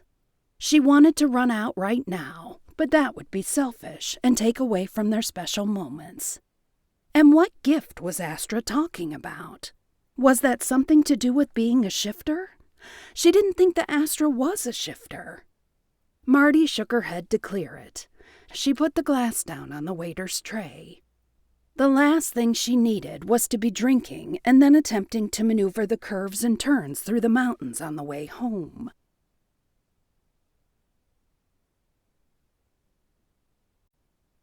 Chapter 24. Let her go, Teague told Tanner. Teague was his ride to the B&B. I'm worried about her driving home. She did this many times before you got to town. She's fine, and she doesn't want to be crowded right now. Why don't you talk to her at the wedding? Well, after the wedding would be better. That way, there's no drama, just in case. She's not one for drama. She'd run away before she'd do drama. I can tell that about her. Running away during a wedding would be drama. Teague opened the door to the B&B. She'll make it home just fine, and you'll see her tomorrow. But whose arms would she be in tonight? Tanner wondered, and the pain chipped at his heart with the ferocity of an ice pick wielded by a psychopath. Tanner got no sleep, and here it was, the day of the wedding. He was happy for Grant and Chelsea, but deep down there was an anchor of desolation that pulled at him.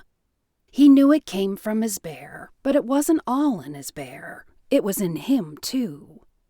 Chelsea looked stunning in her white dress. The bed and breakfast that Kelsey was running was the perfect setting.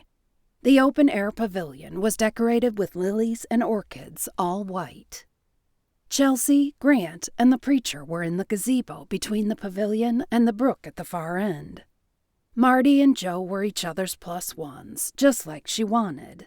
Joe was the best man, though, so he had to be up near Grant and Chelsea, which left Marti alone. She stood across from Tanner at the other end of the pavilion. Her dress was a deep red color that emphasized the heightened red in her cheeks and the deep red lipstick she'd put on the pouty lips he couldn't get out of his mind. The dress hugged her curves in ways that were sinfully delicious and pushed the limits of his control.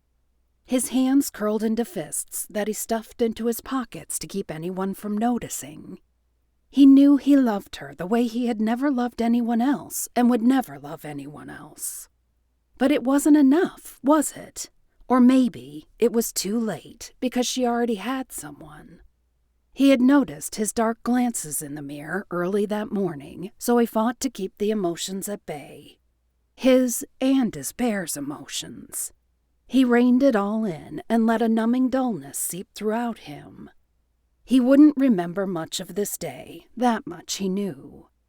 He stood at the edge of the pavilion, near the brook that would normally be able to provide a lullaby for him.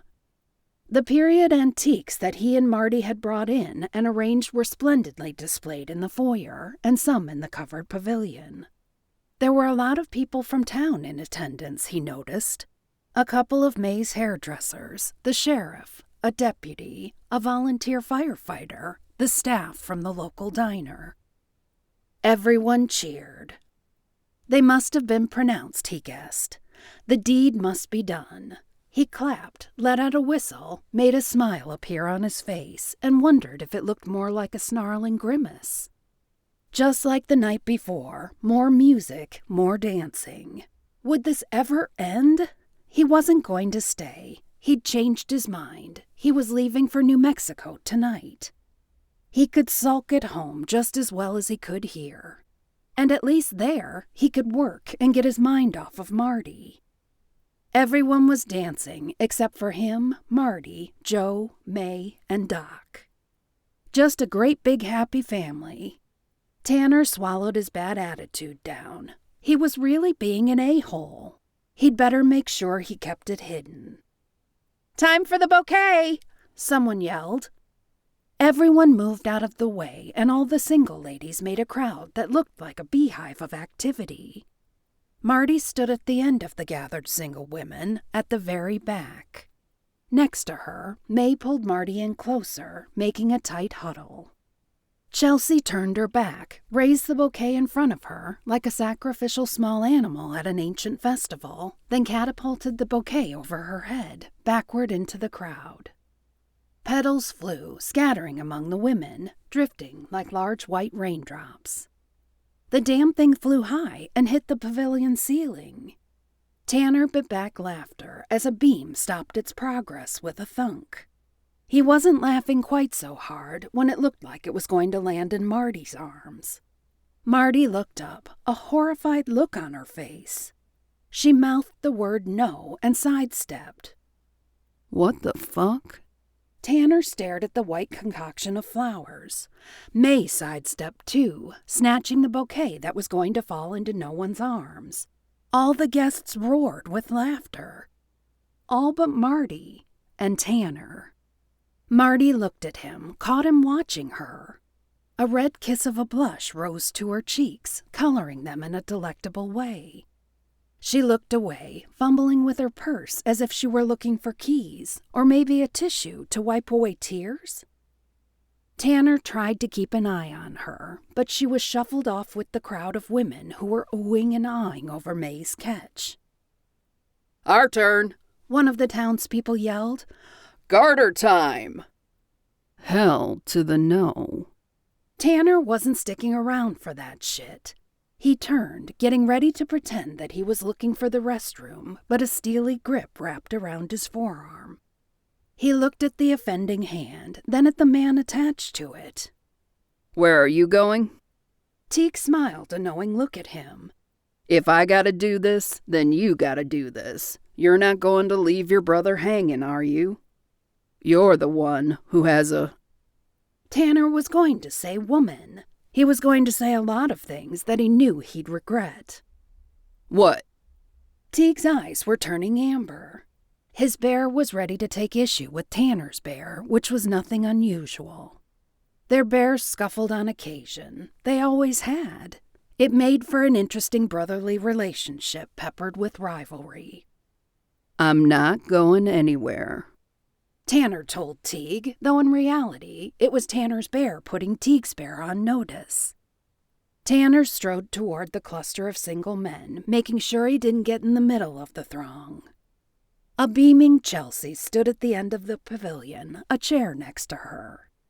Grant held her hand for balance as she propped one leg on the chair, and he removed her garter.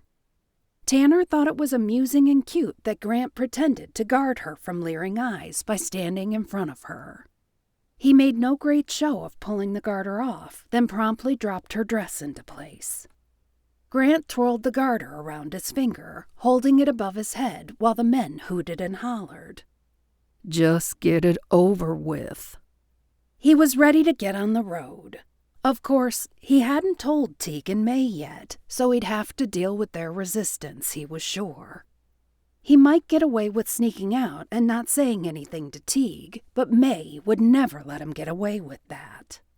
So he'd wait until he could have a moment alone with them. Maybe after Grant and Chelsea had driven off. He was so absorbed in his thoughts, he barely noticed that Grant was treating Chelsea's garter like a rubber band. It was perched on one index finger, and his other hand was pulling it back, just like they'd done when they were kids. He looked away from Grant for a second to see if May was nearby so he could catch a moment with her. Thwack! He raised his hand to rub at his cheekbone and found Chelsea's garter tangled in his fingers. "Fat chance," he muttered under his breath. "That ain't happening." He looked up from the garter and found Marti staring at him, then looking at May and the bouquet in May's hand. "Hell no. This wasn't prophetic. Marti had it all wrong. Tanner's little teenage crush on May was so far in the past that she could be his sister now. The fact was, he regarded her as a sister. He opened his mouth, thinking he should go set things straight with Marti, but brought himself up short. She has someone, moron. She has someone at home waiting for her. He blew out a breath. She couldn't care less that he had caught the garter and May had caught the bouquet. He was going to talk to May right now. He had to excuse himself and get the hell out of Dodge. Sure, he felt like an overreacting baby, but he hoped someone would understand one day when he bothered to explain it. Right now, he planned to tell May he had a pressing project at work. He caught May's eye and made quick, long strides in her direction.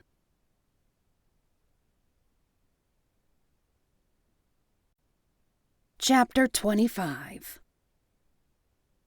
Marti couldn't believe it. Tanner had caught the garter, and May got the bouquet. Marti wasn't superstitious, but if that wasn't a sign of things to come, she didn't know what was. She bit her lip as hard as she could stand it to keep from giving in to the tears. She needed to get home anyway. She'd missed Dominic a lot the last few days. She'd been working way too much on this job.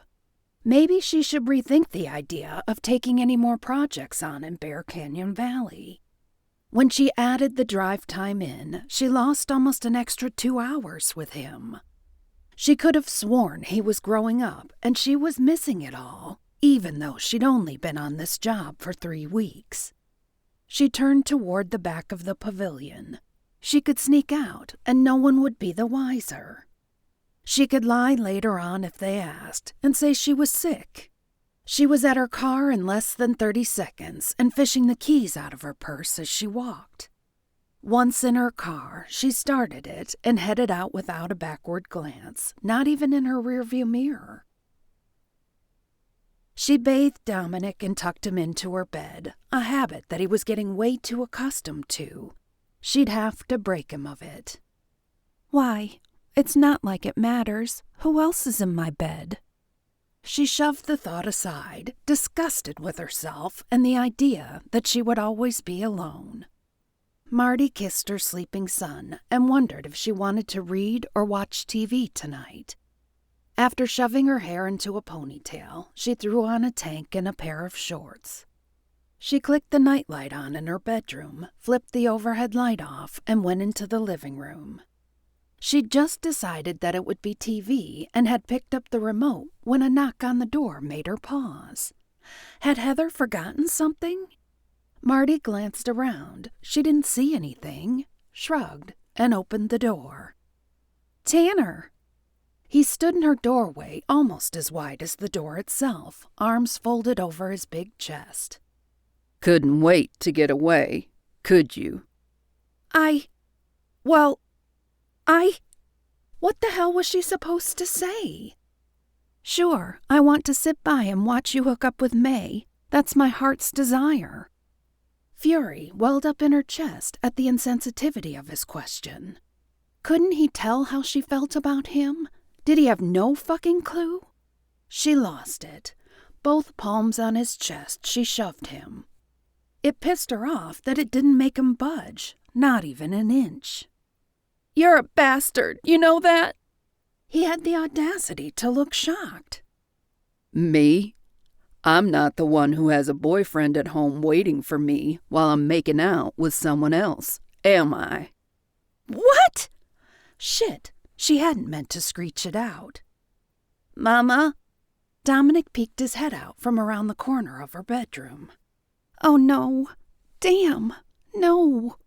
Tanner turned around. She could see the questions crossing his face, even though she didn't know exactly what words he was using. She could only imagine. A kid? What?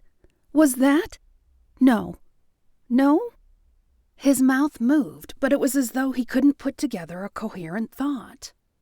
You have a son? Where's his He studied Dominic as he approached. Marti tried to look at it through Tanner's eyes. Dominic, eyes black as the night, hair curly and equally black, his skin pale like hers. Dominic took 2 more steps forward. Tanner sniffed. He's... "Don't say it," Marti snapped, her voice lined with stone. "Do not say it aloud. He doesn't know." How can he not know? How can you? Why do you... "Sweetie, let's get you back in bed." "Who's the man, Mama?" Dominic pointed at Tanner. She sighed. "He's a friend, baby." "He's like me," Dominic said. Tanner gave her a glance. "What? What do you mean?" "Yes, he's a boy, like you." "No, he's a bear, like me." Dominic's little face began to change, his skin rippling. Marti bit back the scream before it could release itself. Her baby boy shifted into a bear cub right in front of her. "Oh, my God! No, this cannot be happening." He was a baby polar bear, his dark bear skin evident beneath his white fur. Tears welled in her eyes as she looked at Tanner. "Are you happy now? Look what you did! Look at this!" The tears began to pour out, unbidden and unwanted. How are you blaming me? Wait, Tanner said. He's never shifted before? "No, never!" She screamed the words out. Dominic, in his little polar bear form, roared his unhappiness at his mother's emotional outburst. "Come here, baby." She held her arms out. "Come to Mama. You need to go back to how you were. We need to make rules about when you can do this." Where is his father? Tanner asked. "You insensitive brute," she snapped. "Do not ask me any more questions." In her arms, Dominic flailed and made mewling sounds. "What's wrong with him? What is it?" Tears erupted from her eyes, joining sobs she couldn't control. Calm down. Tanner's voice was completely in control. It's his first shift. No one has explained it to him, I'm guessing, and he doesn't know what to do. Dominic snuffled, burying his bare face in her neck.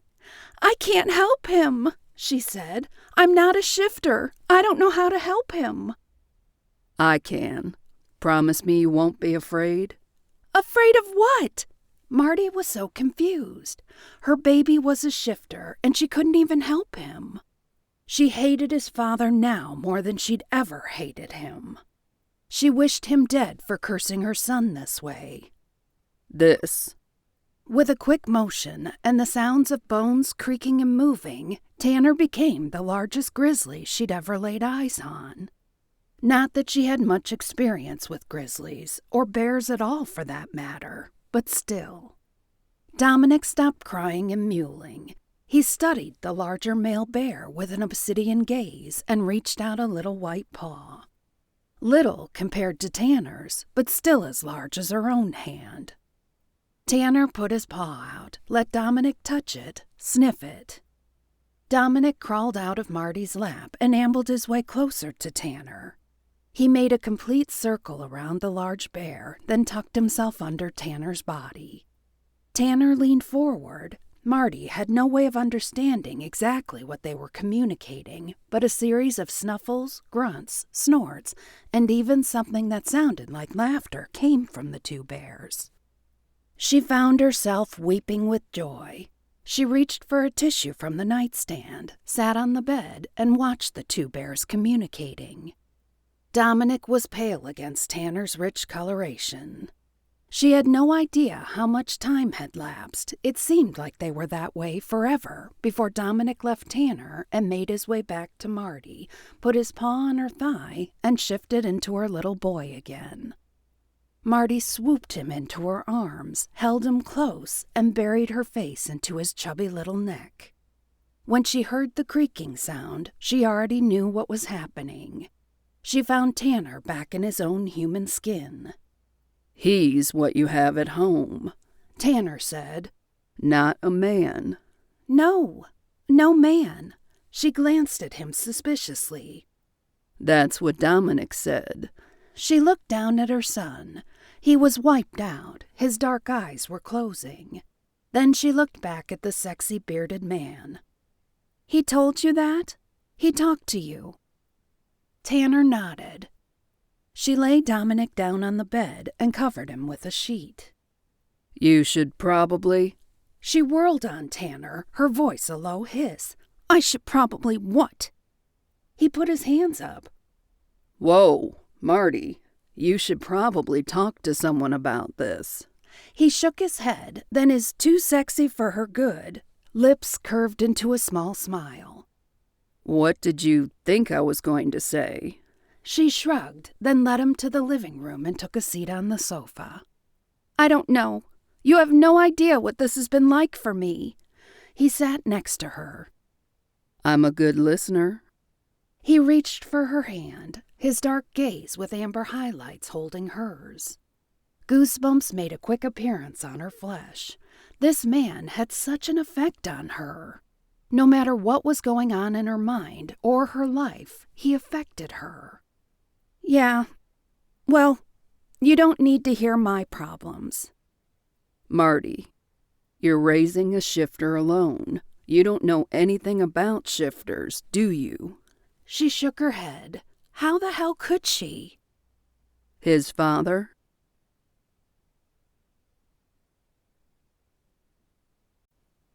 Chapter 26. Marti looked down for so long that Tanner was getting concerned. She took in a deep breath, audible, ragged. Her shoulders rose with the inhale. Then she let it all out in a whoosh. I was raped. Fury traveled through Tanner's body, leaving him cold, with an anger in his veins that seared the way that the coldest temperature could sear. She'd been raped? By a shifter? A polar bear shifter, clearly. He gripped the coffee table with a white-knuckled fierceness. He didn't know any polar bear shifter families personally. He didn't know if this would be easy enough to trace, but he would. Then he'd wreak revenge on the entire clan. Tanner. Her voice brought him back from the chasm of his rage. What? He barely managed the words through clenched jaws. I don't want Dominic to know. I don't want anyone to know. No one will, but I will kill the entire miserable clan. I'm certain I can narrow it down. Can you give me any specifics? Her eyes widened, blue on a white background. No, you can't do that. He did a double take. They hurt you. One of theirs hurt you. They will not go unpunished. And if something happens to you? Nothing can happen to me.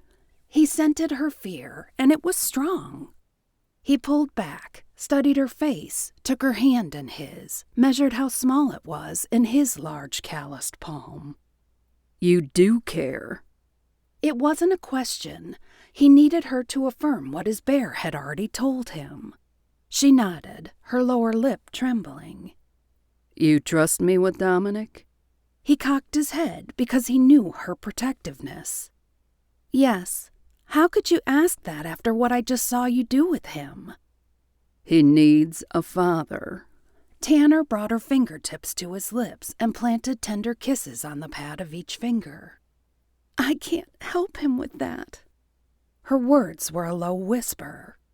The scent of her desire for him was strong, filling his lungs, overtaking all his other senses.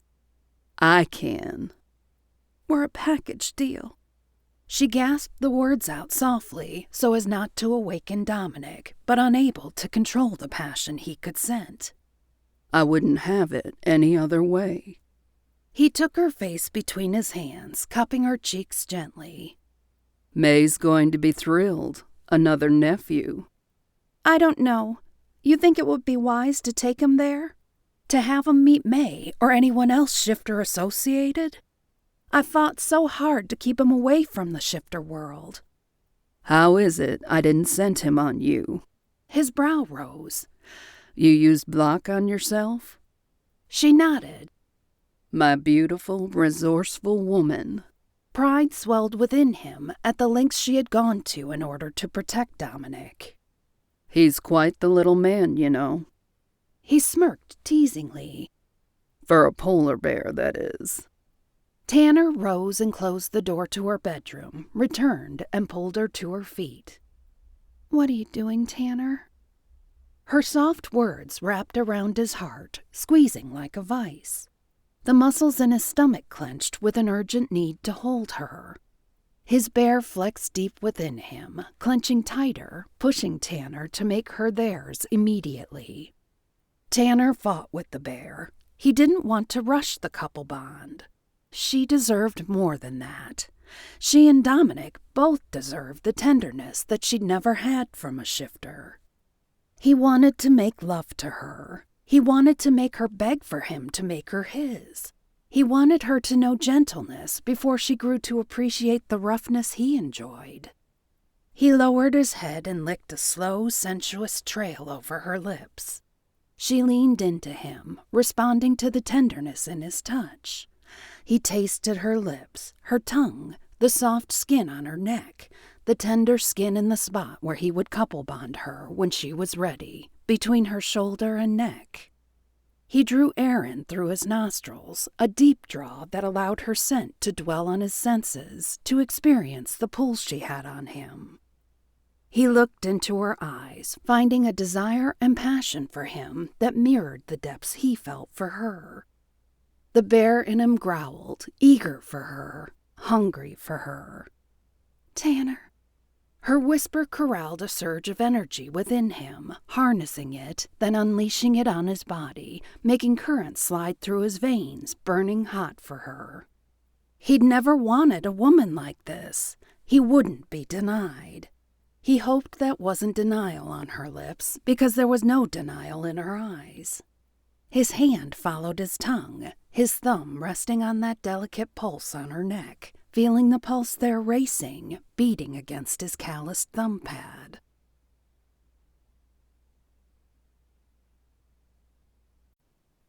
Chapter 27. Tanner's tongue and mouth were driving her crazy. Days of pent-up desire for him, months of no contact, no intimacy, had turned Marti into a messed-up, mixed-up bundle of sexual energy. Mm-hmm. He drew his question murmur out in a long, sexy note. Flames crowded her cheeks, neck, and chest. His thumb was on her telltale pulse, reading her craving for him. Every pore on her body begged for his touch. She wanted to scream at him to take her, to claim her, and to make her his the way she knew he could. His hands drifted downward, following the curve of her sexy hourglass. Her core flooded with desire as his extra-large palms and fingers cupped her ass, pulling her even tighter against a length of steel that pressed against her, seeking her center, seeking release for both of them. She needed to keep it together, not only for Dominic's sake, but also for her own. The touch of Tanner's fingers burned into her ass, even through her shorts. One hand rose up her back, scoring her flesh with desire as it began to trail the neckline of her tank top. If she took one breath, one more breath, she swore she'd pounce on the man. She wanted to take him as much as she wanted him to take her. "Tanner." Her whisper was more insistent, more intense. His murmur was sexy, heating her flesh with his hot breath. "Kiss me. I need you to kiss me. Remind me what love is." She'd wanted this reminder for so long. Her body craved it. His voice was gravelly when he answered. I'll kiss you, but I can't promise that I'll stop there. "Don't stop," she moaned. "Never stop."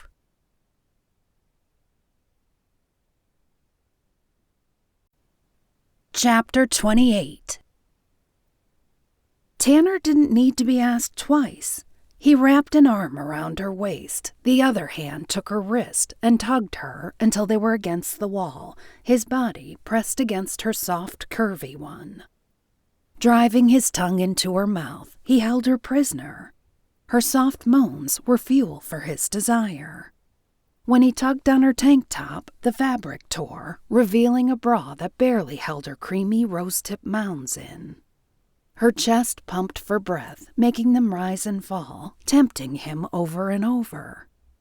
His cock ached with a need for her. He shoved the bra down, straps over her shoulders, impatient and tired of waiting. He lowered his head to suck one of her light pink nipples in. He latched onto it, sucking it in deeply, releasing it with a pop. His fingers reached for her other nipple, tweaked it and tugged it, then rolled it between his fingertips while it grew harder and harder. He smelled the scent of what this playing was doing to her. The scent of her was making his cock pulse with the fiercest of needs to touch and taste the source of that amazing scent.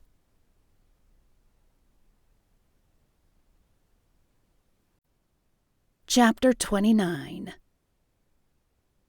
An overload of sensations pulled Marti into a zone where nothing else existed except for Tanner, his hands, his mouth, his tongue, and the knowledge of his cock waiting for her. Only her. His lips on her breast and his hand on her other breast were overwhelming, but they did nothing to satisfy the aching, pulsing need between her legs. When he bit down on her nipple, she almost had an orgasm. Her hand flew down to her shorts and pushed them off one-handed, alternating between hips until they were down low enough to shimmy them off. Tanner's tongue and hand never missed a beat.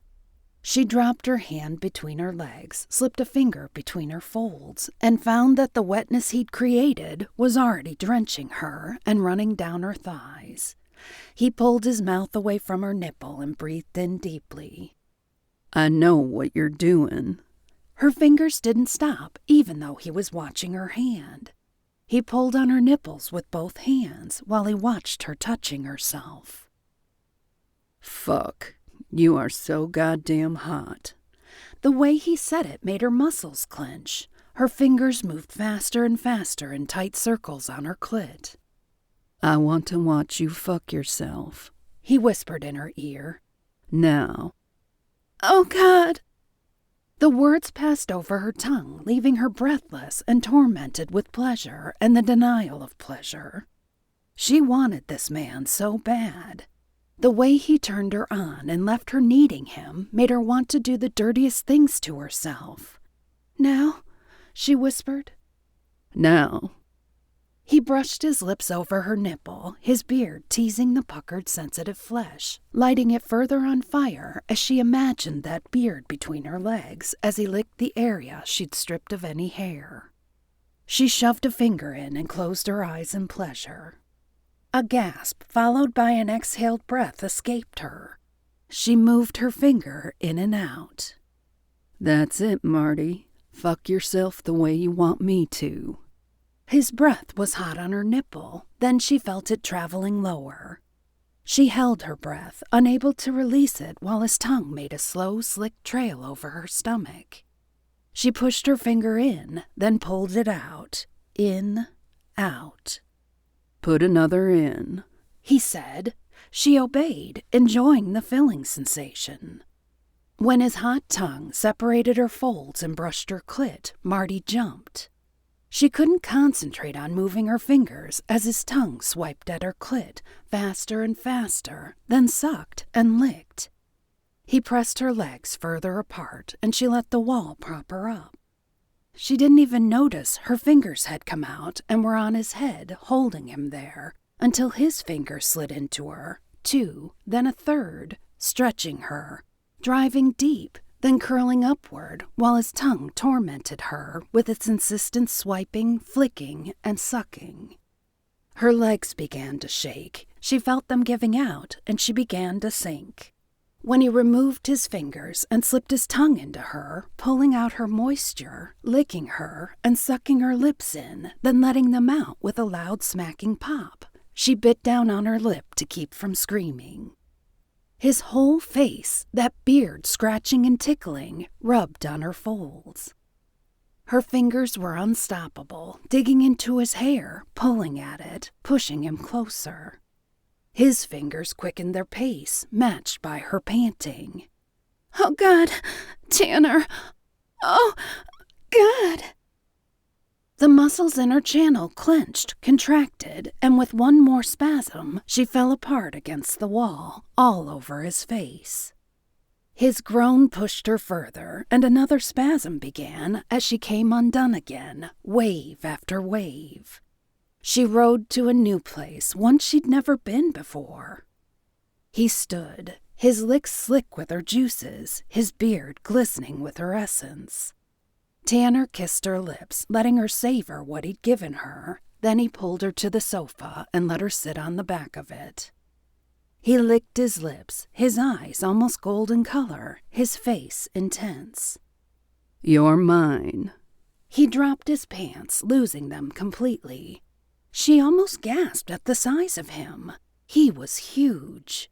She reached out, touching the hotness, the hardness. Holding him in her grip, she squeezed him gently, then increased the pressure.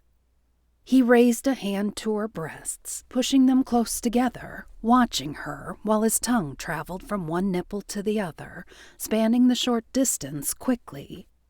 Then he lowered his head, letting her breasts caress his cheeks, the beard scratching her tender flesh. "You know what I'm going to do with these one day, don't you?" She held her breath, knowing but wanting to hear all the wonderful filthy ways he was going to share his love with her. "I'm going to house my cock right there, and I'm going to fuck them while I watch that beautiful face of yours. What will you do if my cock comes close to your mouth while I'm doing that?" Marti almost closed her eyes from the sheer pleasure of the thought of it. "I'm going to lick it." She tugged on his cock while she said that. "I'm going to suck on it, too." She moved her hand forward and backward. "Oh, fuck." Tanner growled. Shoving her hand aside, he lined himself up in front of her entrance. With one swift plunge, he drove into her, her pussy stretching to take him in, gripping him with her tightness. He pulled back and pressed deeper still. She gasped when he hit what felt like her spine. She arched her back forward, trying to get even more of him, finding pleasure in the pain of having a man so large inside her. He leaned forward to kiss her, his tongue driving into her with the same rhythm that his hips drove him, deeper and deeper, in, then out, over and over. Her slickness took him in, and skin slapped on skin, their wetness making the slaps even louder. She closed her eyes and relished every thrust, every plunge, every drive. When he stopped suddenly, her eyes flew open. The golden amber glow was intense. She was looking right into his bear's heart. "Thank you for not giving up on me," she told his bear. With a roar in her ear, Tanner drove deeper, pulling her close, driving his mouth into her neck, baring his teeth. She felt the sensation of his teeth breaking skin for a brief moment before the euphoria of their couple bonding overtook her. She bit into the heel of her palm to keep from screaming his name as a climax ripped through her body. She contracted around him, milking him, pulling his own orgasm from him as he filled her with his hot, spurting lust. She was still rocking, her channel spasming as he pulled her close to him and held her, his face buried in her hair. "You're mine now," Tanner said. "I know." "You pushed the bear a little further than I could control him." "I love him. He's the father that Dominic needs and the part of you that makes us complete."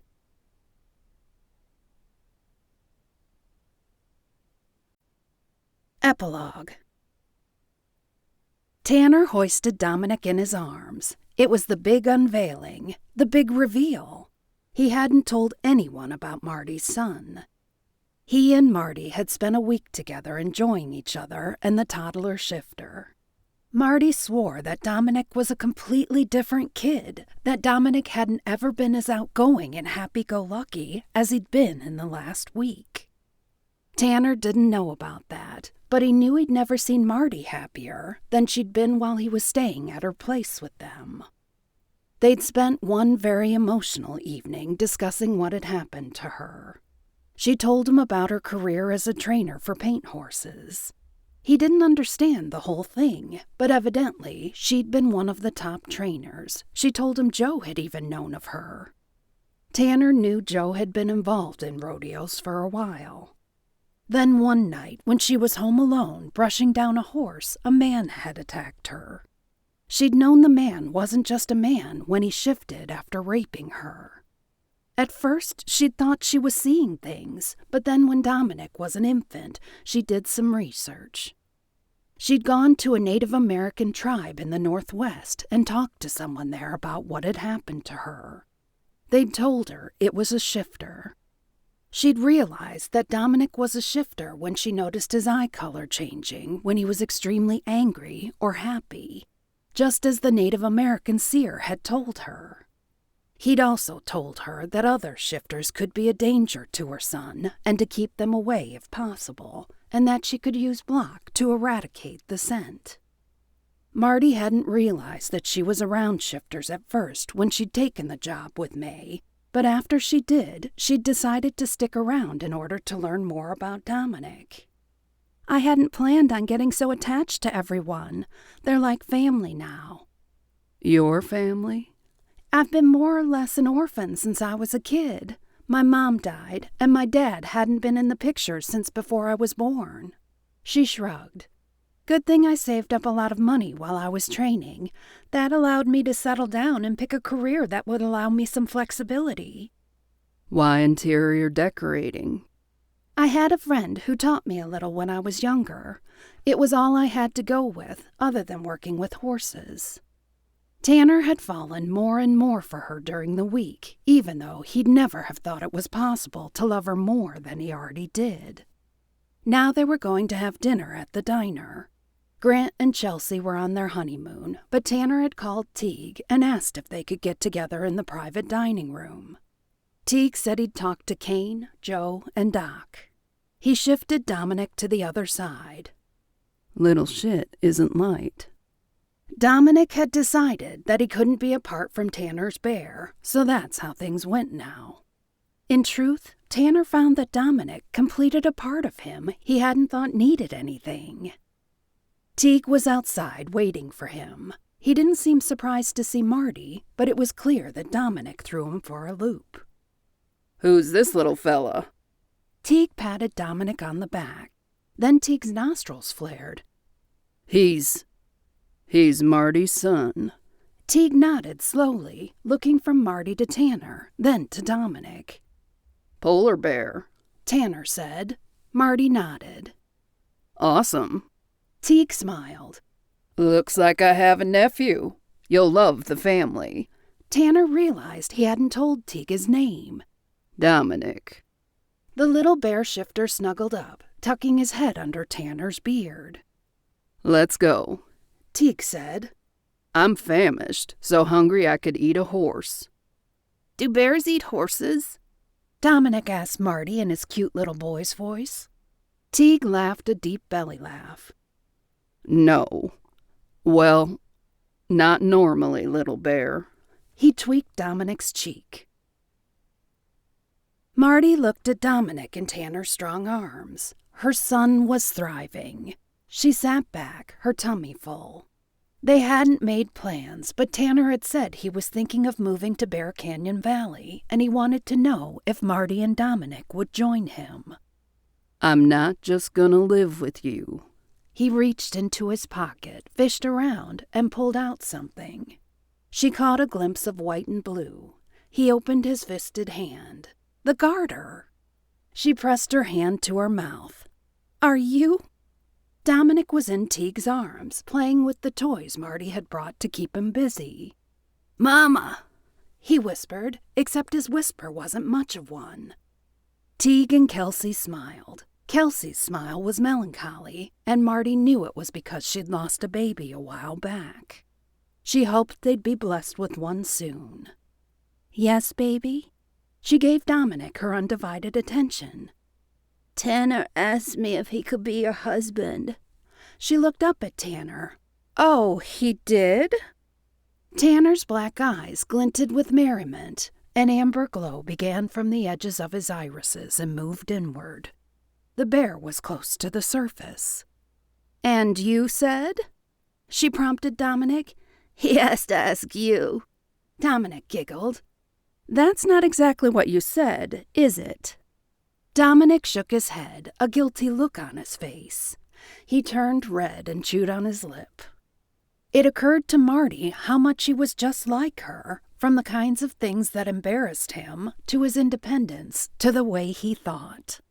She knew he'd talked a lot to Tanner about being a bear and keeping bear secrets and about fathers and sons. Tanner had been very honest with him, holding nothing back, but at the same time not telling him anything that would hurt him. When are Grant and Chelsea due back? You anxious to get to work? May laughed. No, but I felt bad for leaving so early. May looked at Tanner, then at Marti. They understand. We all understand. Passions run deep sometimes. Marti blushed and bit down on her lip. Dominic slept in Tanner's arms, his heartbeat synced to Tanner's. His cheeks were a nice tan color from going outside and playing in the woods with Tanner. The first time Tanner had told Marti he wanted to take Dominic out for a run in the forest, he'd thought she was going to have a heart attack. She'd sputtered and stammered and tried to make excuses for him not to go. Tanner had stopped her and told her that this was important to Dominic and he needed it. She'd accompanied them and watched wide-eyed while Dominic shifted and then ran through the forest with Tanner. The next day, when Dominic asked to go, Tanner asked her to stay at home and let him take Dominic alone. Marti agreed, though she was extremely nervous. The next day, it didn't seem to bother her as much. She'd just kiss them goodbye and let them go. The day after that, when Dominic had asked to go, he'd had to tell the boy no. Tanner didn't discuss it with Dominic, and he didn't tell Marti much about it, but he found a scent in the forest that gave him pause. There was a dual purpose to the lunch today, and it was to talk to the others. Grant's not here, but I still need to bring this up. What's that? Teague asked. When I took Dominic out the other day, I caught a scent. Another shifter. He studied their faces. He didn't find surprise on Joe's or Teague's. Doc raised a brow. No shit, Kane said. So, how is it that Joe and Teague don't seem fazed by this? Joe pushed his chair back and leaned away, his body deceptively casual. I don't think she'll hurt anyone. Seems she just needs a place to stay for a bit. I scented a young one with her. Joe nodded. Yeah, I saw his tracks too. I don't think they're hurting anyone. Teague? Tanner turned to his brother. Teague looked at Joe, then turned his glance toward Kelsey. Tanner had known Teague all his life. There was guilt on his face, for sure. Oh, shit. Teague cleared his throat. I'm thinking that's the one that scared Kelsey. Kelsey's head snapped in their direction. I asked you if that was a shifter. That's the one that had the baby. Her face became splotchy red with anger. You said no. I didn't. Teague took her hand. I didn't answer at all, babe. But you knew, she accused him. I thought you'd been through enough. I wanted to spare you some pain. She snatched her hand away from his. You... She took a deep breath, then let it out slowly as if to calm herself. You had no right. I know. You're right. Teague shook his head slowly. I'm sorry. He turned toward Tanner. I thought she'd left, though. I didn't see a reason to ever bring it back up. She didn't. She's raising her baby in the forest? In the wild? She sounded horrified. It's not impossible, Doc said, though I don't think that's the best of circumstances to raise a shifter child in. I'll take her food, Joe said. There's more to this than you're telling us, isn't there? May finally spoke. Does she have allegiances that would be unfriendly toward us? Astra's green eyes were large with concern. Tanner had told Marti that shifters had killed Astra's mother, and that the Anya that Astra had mentioned at the rehearsal dinner was a white tiger shifter who used to be her best friend when she was a kid. Anya had saved Astra during the attack when her mother was killed, but been wounded in the process. That was why Astra had mentioned a trip to Europe. They thought she might be staying with a shifter called Rafe. Astra had wanted to see her childhood best friend and savior again. I don't think she's a danger, Joe said. Why don't you let me look into it? Let me know, Joe. May took a bite of her apple pie. If there's another shifter in Bear Canyon Valley, we need to know more about her. Will do.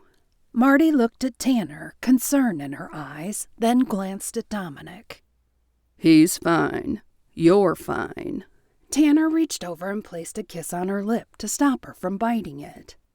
Leave some of that for me, woman. You don't need to worry about yourself or Dominic. That's for me to do. His voice was husky, his bear obviously close to the surface, ready to rise to whatever needed to be done.